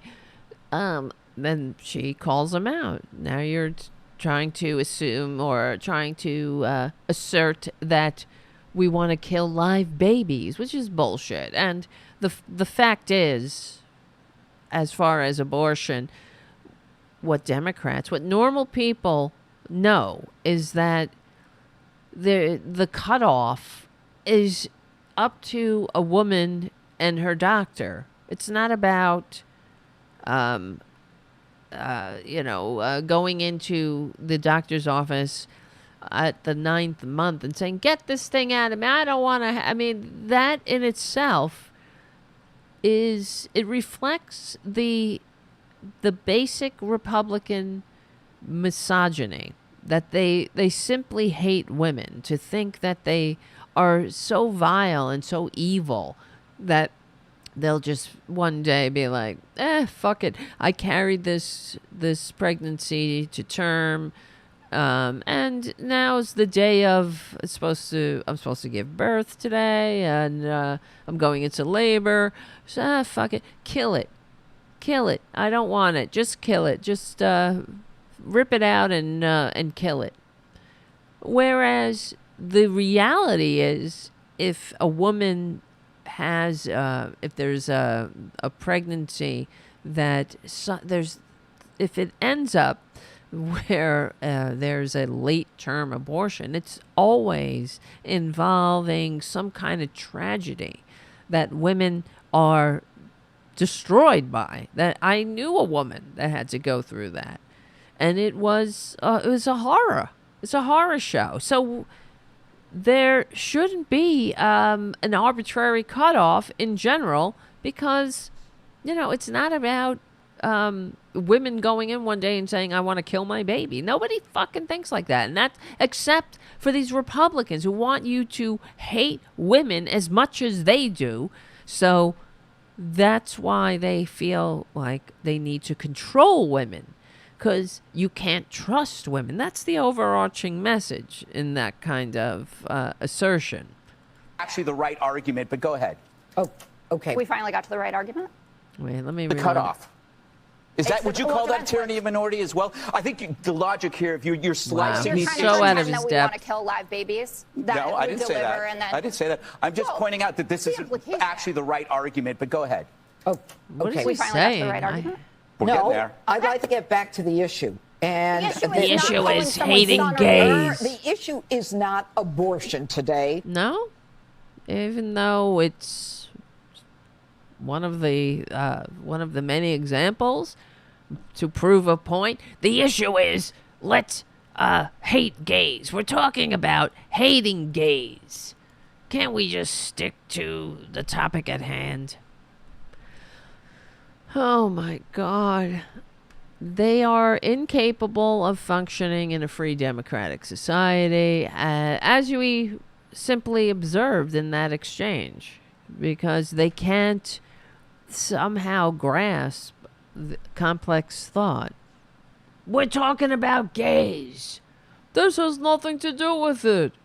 It has everything to do with it. She's bringing the receipts. Boom, boom, one after the other. And they're like, well, they just dismiss it out of hand because, they would rather, there's no hope for the cast of the five, of course, but the people who watch them are not looking to be enlightened. They're looking to have their biases confirmed, and that's simply it. So, yes, America is the tyranny of the minority. And that's because of the Republicans. Hold on a second. And another thing I keep saying, how I say all the time, how Republicans are, they lack they lack the maturity to function in a free democratic society. And this is why we get all this, they're inflicting their manias on us. And for an example, here, I just wanted to show you, because we were talking about them presenting themselves as this somehow oppressed minority when they are the oppressors, and that's right out of the Nazi playbook. And they're not even hiding it anymore. The Lincoln Project, this is just a video that's only a minute or so long, but they put together this montage of Republicans talking about Hitler. 5 Hitler stands, 5 Republicans. Coming in at number 5, co-founder of Moms for Liberty, Tiffany Justice, at their recent annual conference. One of our moms in a newsletter quotes Hitler. Woo! I stand with that mom. I stand with that mom. Number 4, Candace Owens. If Hitler just wanted to make Germany great and have things run well, okay, fine. Candace helped usher in Republicans' Hitler era, shifting focus away from his atrocities. You might think number 3 goes to Donald Trump. Trump told his chief of staff Hitler did a lot of good things. But that was in private, unlike Carl Palladino, who publicly discussed Hitler's sex appeal. Hitler, he aroused the crowds. That's the kind of leader we need today, somebody that is a doer. Shout out to Hitler's famous ability to get things done. At number 2 is Congresswoman Mary Miller, because she actually uses the phrase, Hitler was right. He said, whoever has the youth has the future. Before number 1, here are some honorary mentions. That quote was in 1925 in his book, Mein Kampf. For 2 years, Hitler lived on the streets and practiced his oratory, then went on to lead a life that got him in the history books. All fire. But coming in at number 1, I like Hitler. Kanye is simply an old-fashioned romantic. He couldn't love Kim because there was only room for one special person in his heart. Hitler has a lot of redeeming qualities. He had a really cool outfit, and he was a really good architect. There's a lot of things that I love about Hitler. Thanks for watching, and check me out on Be Right with more content for the Hitler Hive. Incredible. I never thought I'd see the day where they're openly embracing Hitler, but here we are, right? And like I say, Republicans lack the fundamental maturity to function in a free democratic society. And case in point, I don't know if you've noticed, it gets on my nerves. We know that they can't pronounce Democratic Party. It's one of my pet peeves, and it's also, I wish it was one of the Democratic Party's pet peeves, because I'm really kind of tired of them allowing the Republicans to get away with it. It bespeaks, in my opinion, it's sort of like, it's kind of a learned helplessness thing when somebody calls you out of your name and you don't correct them. Like, how many times do they get away with that before you lose dignity, right? How much do you have to hate yourself to allow that to continue? This is why it annoys me about the Democrats not correcting Republicans who mispronounce the Democratic Party deliberately, that's just one example. Now, Fani Willis is prosecuting, she's the AG in Georgia, prosecuting one of Trump's many criminal indictments. Now, Republicans, believe it or not, they are deliberately mispronouncing her name as Fanny, because they're infants. They're babies. Now, ask somebody, tell me again, or explain to me what they offer America. This is a party, they're supposed to be adults, right? And the very least you should be able to do is call somebody by their name. But Fanny, because it sounds like, I guess, somebody's Fanny. Isn't that funny? They don't shame Fani Willis, they shame themselves. But we will continue on the other side of this. But this is the end of the Progressive Voices part of the show. Come on over to youtube.com/C for channel/Tarabuster to listen to the rest of the show, because we're going to talk about the immaturity of the Republicans, who know that we will win because we're on the right side of history. We're on the right side of decency, dignity, democracy, humanity. My name is Tara Devlin. Become a patron at patreon.com/Tara Devlin. And I'll see you soon. Okay. I don't know. Okay, so when I first heard this, I was like, of course they're calling her Fanny Willis, because they're immature children.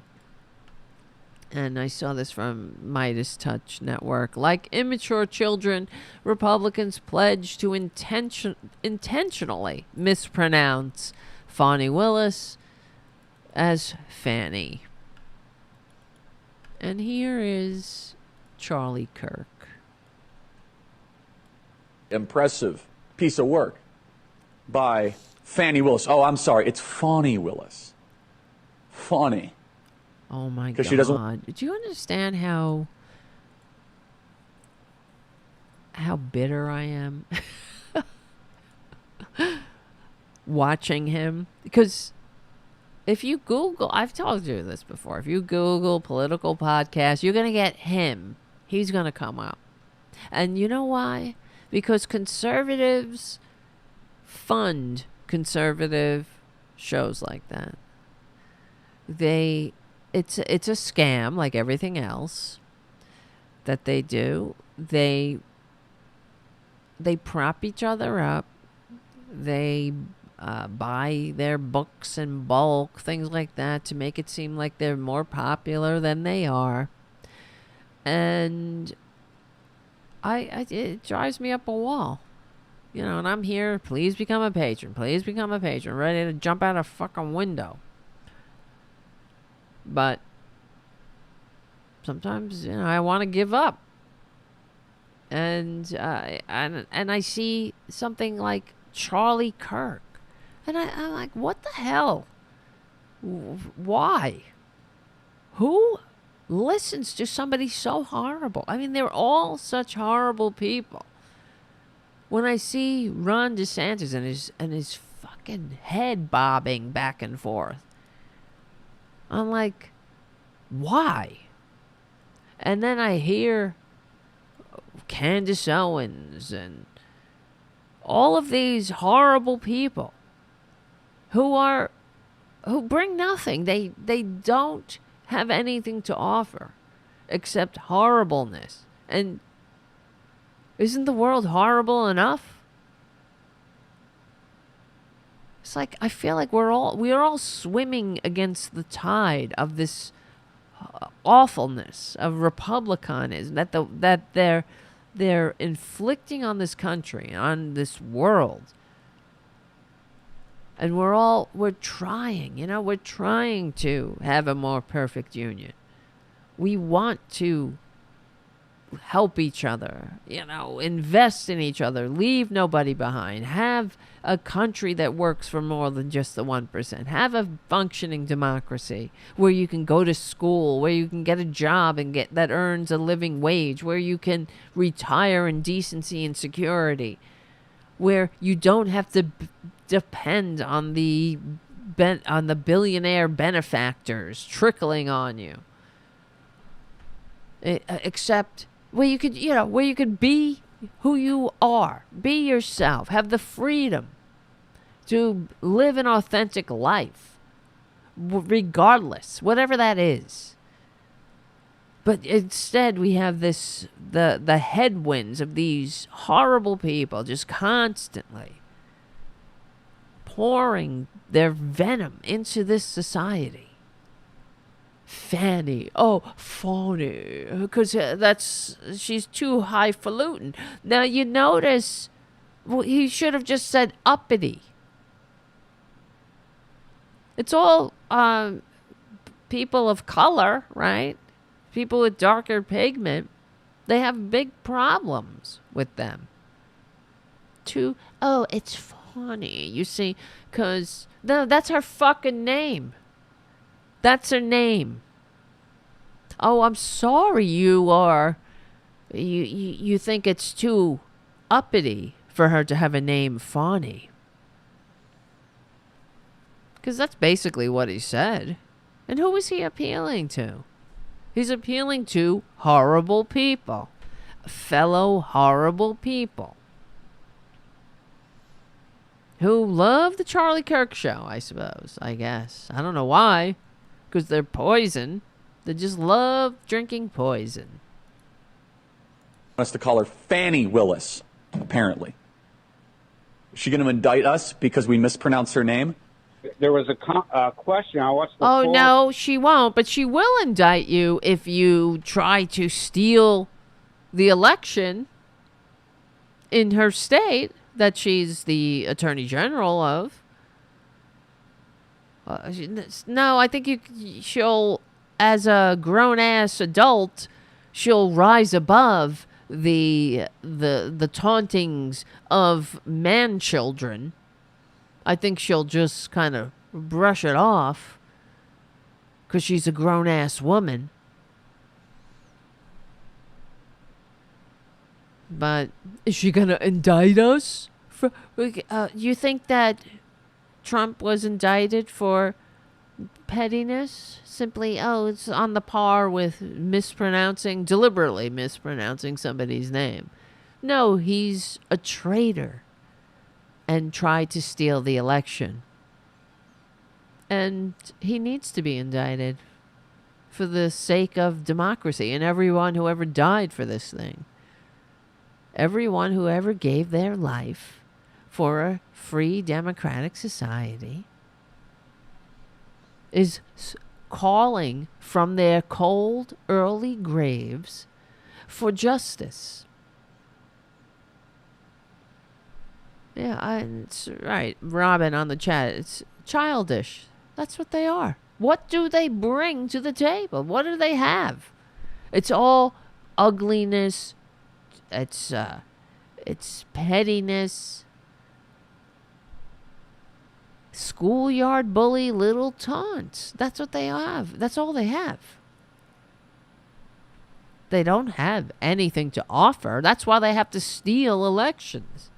That's why they have to be the tyrannical minority who receives fewer votes, who represent fewer people with a minority ideology. This country is in trouble because of the fact that it's set up to kiss the ass of this tyrannical minority. That they really don't need, or excuse me, that's the wrong word. They don't deserve to be in the majority. They need to be a permanent minority. This is the truth. They were never meant to be a majority. They need to be put in a permanent minority, legally and peacefully. That's all they can handle. Tell me, again, I ask all on the chat all the time, I ask for suggestions. Is there any society that is a conservative society that's successful for, in general? A free, peaceful, modern society. Anybody? Anybody have any examples? Because I'd like to know. I'd like to learn. I don't see any successful societies that are conservative societies. I see. What's a conservative society? Pakistan, Afghanistan, Saudi Arabia. All right, Russia. Oh, they love Russia, though. They love Russia. Even though, they want to turn us into an oligarchy like Russia. Well, let's continue with Charlie, because they have so much to offer. I was up till 4:45 working on the stack last night, so I watched the full Fanny Willis, and I will not call her Fani, by the way. I'm the same Fanny way. Willis press conference. Why is it that Fani Willis, Fanny, whatever? And people say, well, she doesn't have jurisdiction. Whose people? But What she people? does have something that's awfully helpful. She has the media. She's going to be able to push the boundaries on this because the entire regime media is slobbering over Big Fanny Willis. Wow. Big Fanny Willis. You know, that's misogynist, racist, childish. Right here, this beautiful picture. Look at his big head, too. You want to talk about big? Big head Charlie Kirk. Big empty head. What do you bring? I mean, I don't get it, guys. I don't get it. What is so entertaining? It's like, who the hell? I mean, I feel like I'm watching some 14-year-old Twitch streamer who has nothing to say. They really don't have anything to say. I think it's sort of like they're simply validating each other's childishness. And this is scintillating talk, right? They have nothing to offer. They're simply covering the ass of a con man who tried to steal the election by using childish taunts.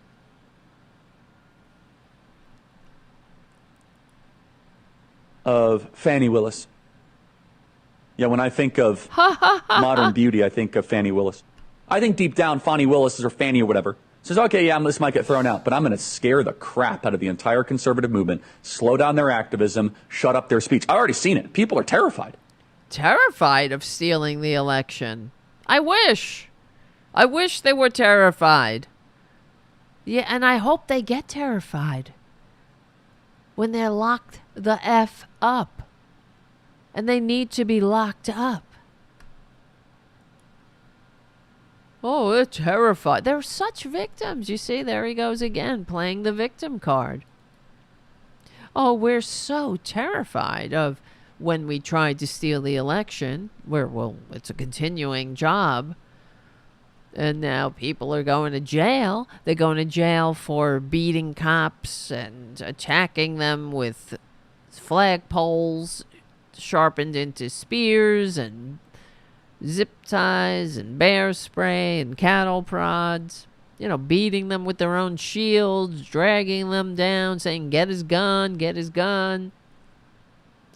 Smushing them and crushing them indoors. Oh, it's horrible for conservatives. They're so terrified of the consequences of their actions. And I love when Trump says when they're coming after me, they're coming after you. If they can do this to me, they can do this to you. Yeah. If you try to steal an election, yeah. I wish it happened sooner. That's the problem, because we had Merrick the Meek. And these fuckers thought they got away with it. In fact, according to the Danish filmmaker who shot that footage of Roger Stone, he said that he was shocked. The filmmaker said that Roger Stone was shocked that he wasn't arrested on January 6th. Why wasn't he? This is the problem. These fuckers got away with it too long. They were able to regroup. Get their stupid podcast like Charlie friggin' empty head, big headed Kirk. Look at that face. You want to talk about somebody's looks, Charlie? Have you looked at yourself?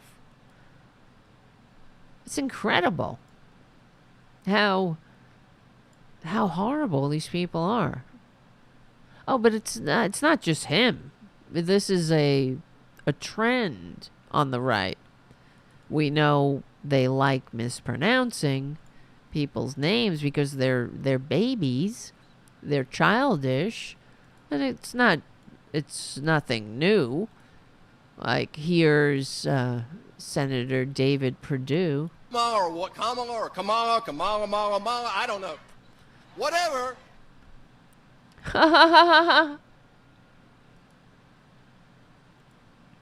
You ever see a Democrat doing that? Anybody? Do we have any clips of Democrats? Exactly. Haiku on the chat. Good grief, Charlie. He looks like Charlie Brown. He has the hair, right? He's got that little curl. I don't know. Round head. It doesn't matter. He's just a terrible person. Kamala, lala, ba ba ba ba ba. Ha! Oh, isn't that hilarious? The way you can't pronounce somebody's name. Well, it's the basic level of respect to call somebody by their name. And Republicans can't muster that because they lack the fundamental maturity to function in a free democratic society. They're not even trying. Now, I know that I mangle people's names on this show sometimes, but I'm not doing it deliberately. And I'm not doing it to be a child. I'm not doing it as some kind of political discourse. When you're being charged with trying to overthrow the United States and your retort is calling somebody Fanny, I think you've already lost. But what are you arguing then? What are you standing on? What's your defense? That's why Trump is guilty. They're all traitors. So Trump tried to overthrow the government and the country, the democratic country, and her name is Fanny. She's being charged by Fanny, somebody who has darker pigment. That's something they hate. That's why Trump is out there with all his, forget the dog whistles, he's out there with the bullhorn talking about riggers. Because what else do they have? These are the people who praise Hitler. They're outright praising Hitler. They're using Nazi tactics. God help this country if they get power. Now, they keep saying how we are trying to make it that so Trump can't run because we're so afraid of him. I'm afraid he won't run. I want him to run because he's going to be smashed legally and peacefully into history's trash pile, and that's what has to happen. It's not going to be like 2016. No way. And with Trump on the ballot, the Republican Party will be taught a merciless lesson in the coming election, legally and peacefully. Yes. It's the truth. He is the kiss of death, and I hope he's the nominee. He's a horrible person. I mean, of course, I don't look forward to having to share the same air with him and having the corporate media nonstop on loop all the time talking about Trump and Trump did this, Trump, it never stops. It's so unbelievably oppressive. No wonder, everyone is feeling on edge. I feel like, can I get a minute without this Trump? Right? Don't you feel that way too? Can't we just get a minute without this scumbag? Like, here's Trumpy all the time. On loop. There's so many stories going on. Except, you know, it never stops. Well, Charlie Kirk isn't the only one. Well, here's Marjorie Taylor Greene, or Perjury Taylor Greene. Here's another one. If you heard what Ketanji Jackson, what is her name? Ketanji Brown, I don't know. Notice KBJ, KJB, who knows what her name is? Ketanji. she seriously, they want to change what our Constitution says about voting rights, okay? Are you kidding me? Yeah, another, of course, another episode in Republican projection. Talking about voting rights. They were, I don't know what she was talking about there in particular, but if the John Lewis Voting Rights Act had passed, that's why the Republicans were so terrified of it, it would have eliminated gerrymandering as a thing, and districts would be drawn by a nonpartisan commission or computer generated. So they would be fair. And wouldn't that be wonderful? Because everybody says, oh, it has to be fair. But Republicans won't be able to hold on to their seats without gerrymandering, Perjury Taylor Greene included. And the only thing that matters now in the right wing is power. They need to hold on to power.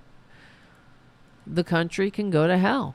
So here's Kimberly Gargoyle talking about Fani Willis. We begin with breaking news out of Atlanta, where far-left District Attorney Fani Willis is expected to see more than a dozen indictments against President Trump and others relating to the 2020 election.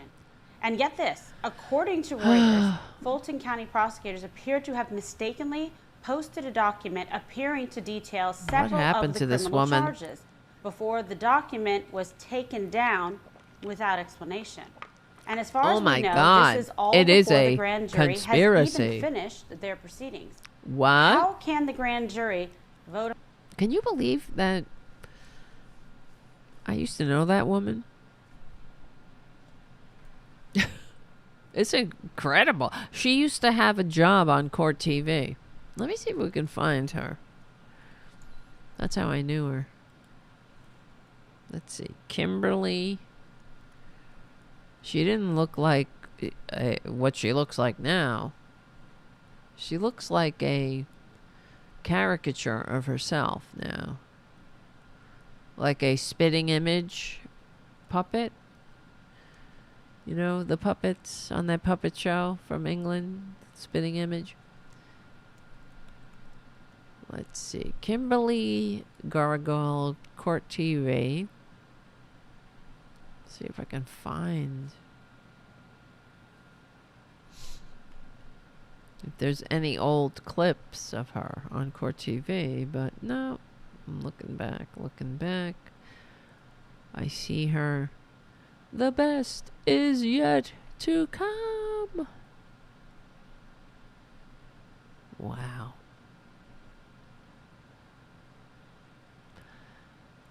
Yeah, she used to be a normal person. At least I thought so.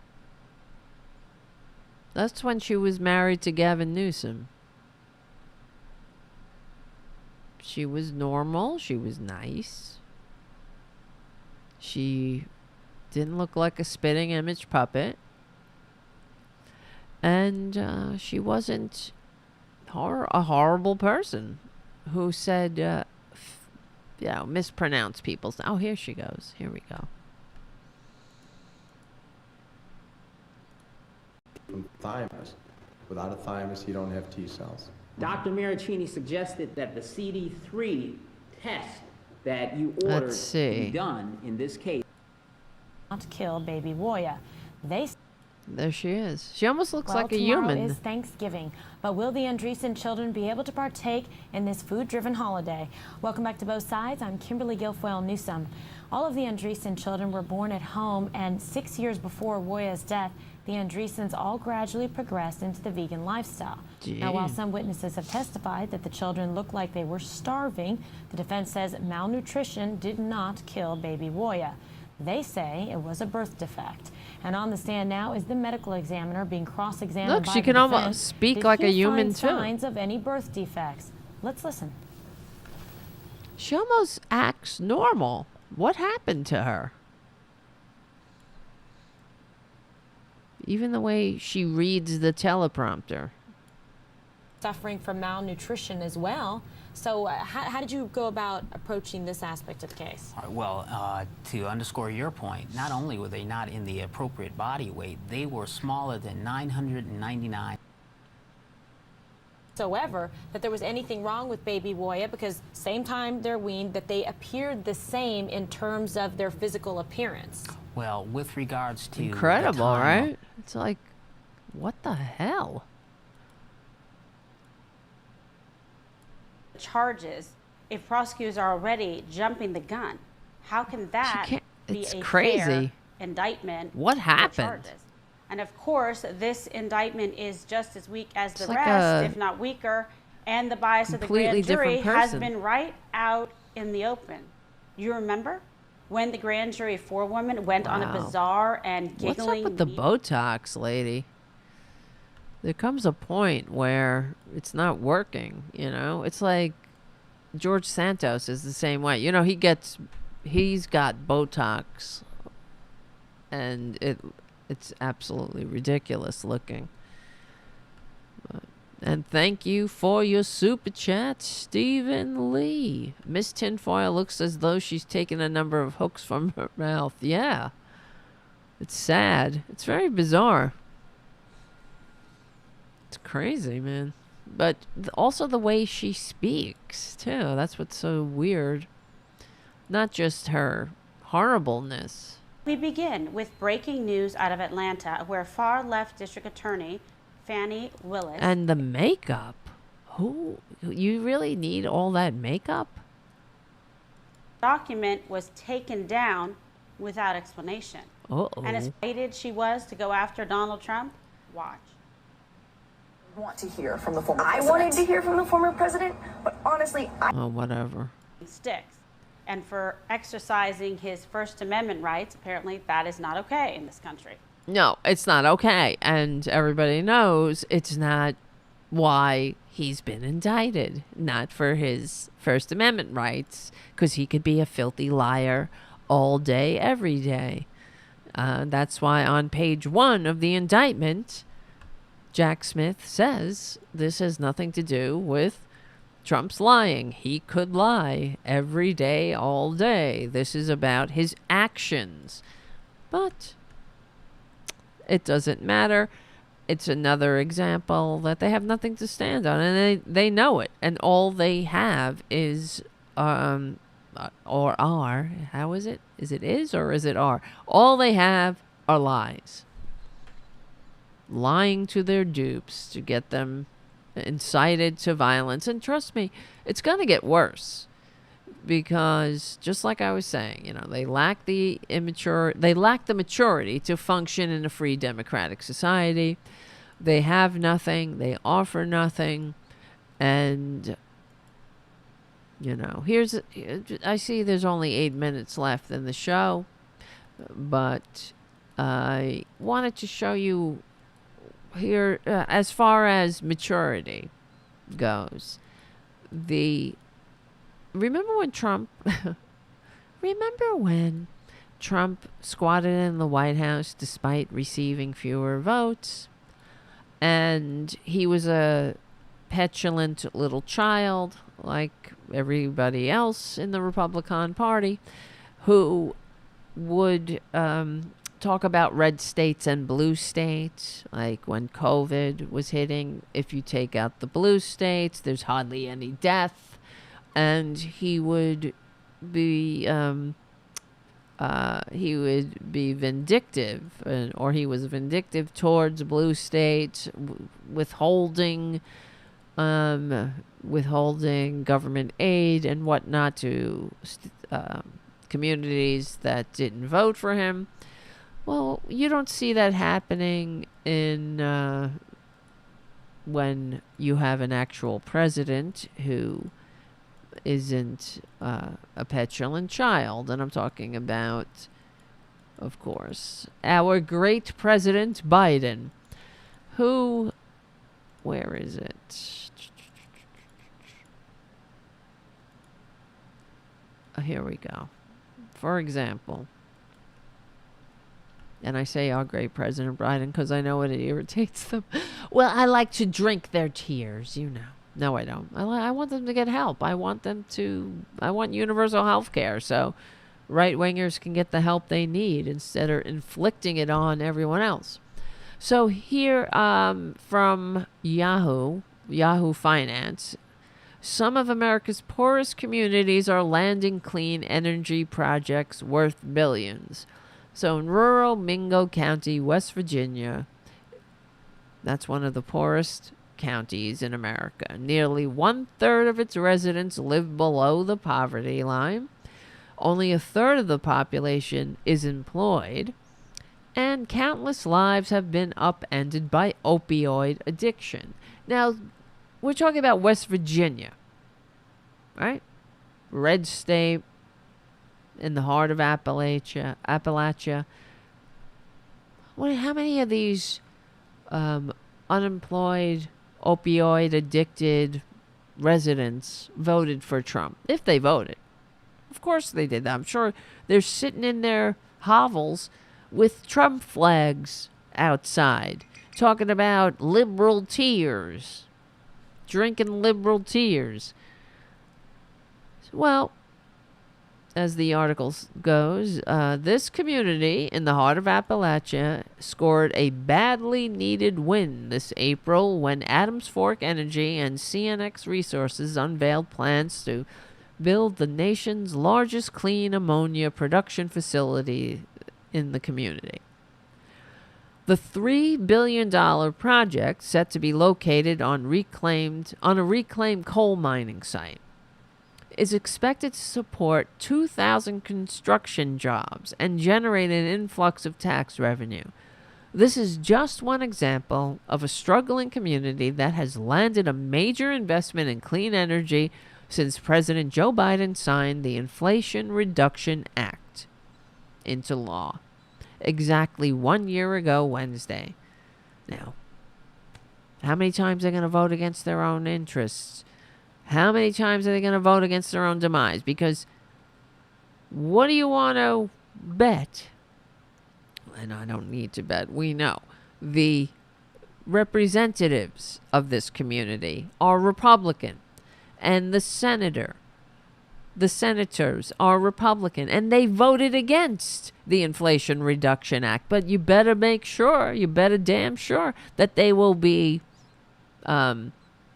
touting the jobs, touting the investment that they voted against. Yeah, the $750 billion law, the largest climate investment in U.S. history, helped spark a boom in private investment, especially in clean energy, electric vehicles, and batteries. Many of these, importantly, of these clean energy projects are set to be built in communities that really need the help. And you're talking about in communities that didn't vote for President Biden, in the red states, which have higher poverty rates, that are actually in need of the help, that they continue to vote against their own demise. It's sickening. In Mingo County, just 9% of the residents are college graduates. What do you want to bet? How many of them are Trumpansies? These communities are poised to reap huge benefits from a new investment, new plants that could bring people into the labor force who have been left behind. 2/3 65% of the announced investment in IRA-related sectors are in counties with above-average poverty rates and child poverty rates. Fayette County, Ohio, located about 40 miles southwest of Columbus, has a child poverty rate of 24.6%, well above the national average, which is 15%. So, how much longer are we going to have to deal with these morons? And why are they voting against their own demise? You know why? Because they're Fox News victims. And Vivek Ramaswamy is telling them that there's a tyrannical minority that's grooming their children. And these people are all American. You know, they hate gays like any other all-American Nazi. But this has been going on forever. It's like that book, What's the Matter with Kansas? How much longer are these people going to vote against their own demise when and we're, you know, just going to be like, fine. You see how President Biden, he's not holding it against them, but I believe that Democrats should point it out. They need to constantly point it out. Why are you voting against your own demise? There's nothing wrong with making the party of personal responsibility take responsibility for their stupidity. Well, thank you for hanging out. My name is Tara Devlin. Thank you, Charlie, for your generous donations to the kiddies and to the show. We will win. We stick together, we win. My name is Tara Devlin. I'll see you soon. All right, guys. I gotta go get unconscious. Thank you, Jim. I hope you liked the show. And thank you for hanging out. Sorry for the technical problems. But what else is new? Thank you guys for your super chats. If you can, if somebody can become a patron, that'll be nice. Patreon.com/Tara Devlin. And I will try to do a show during the week. Hopefully it won't be as crazy this week. And my, I don't know. I need to do it for my mental health. So, alrighty. Guys. Let me get these, because I got these cats in the other room. I gotta take care of them. And I need to go to sleep. I'm tired. I need to get unconscious. My voice is going. Where's Booty? Boudica. Alright, my friends. Thank you, Robin. High five. A little high five. Peace and love. Thank you for your super chat right under the radar. And I'll keep you posted on the kitties and everything else. And I will see you very soon. Thank you so much for hanging out.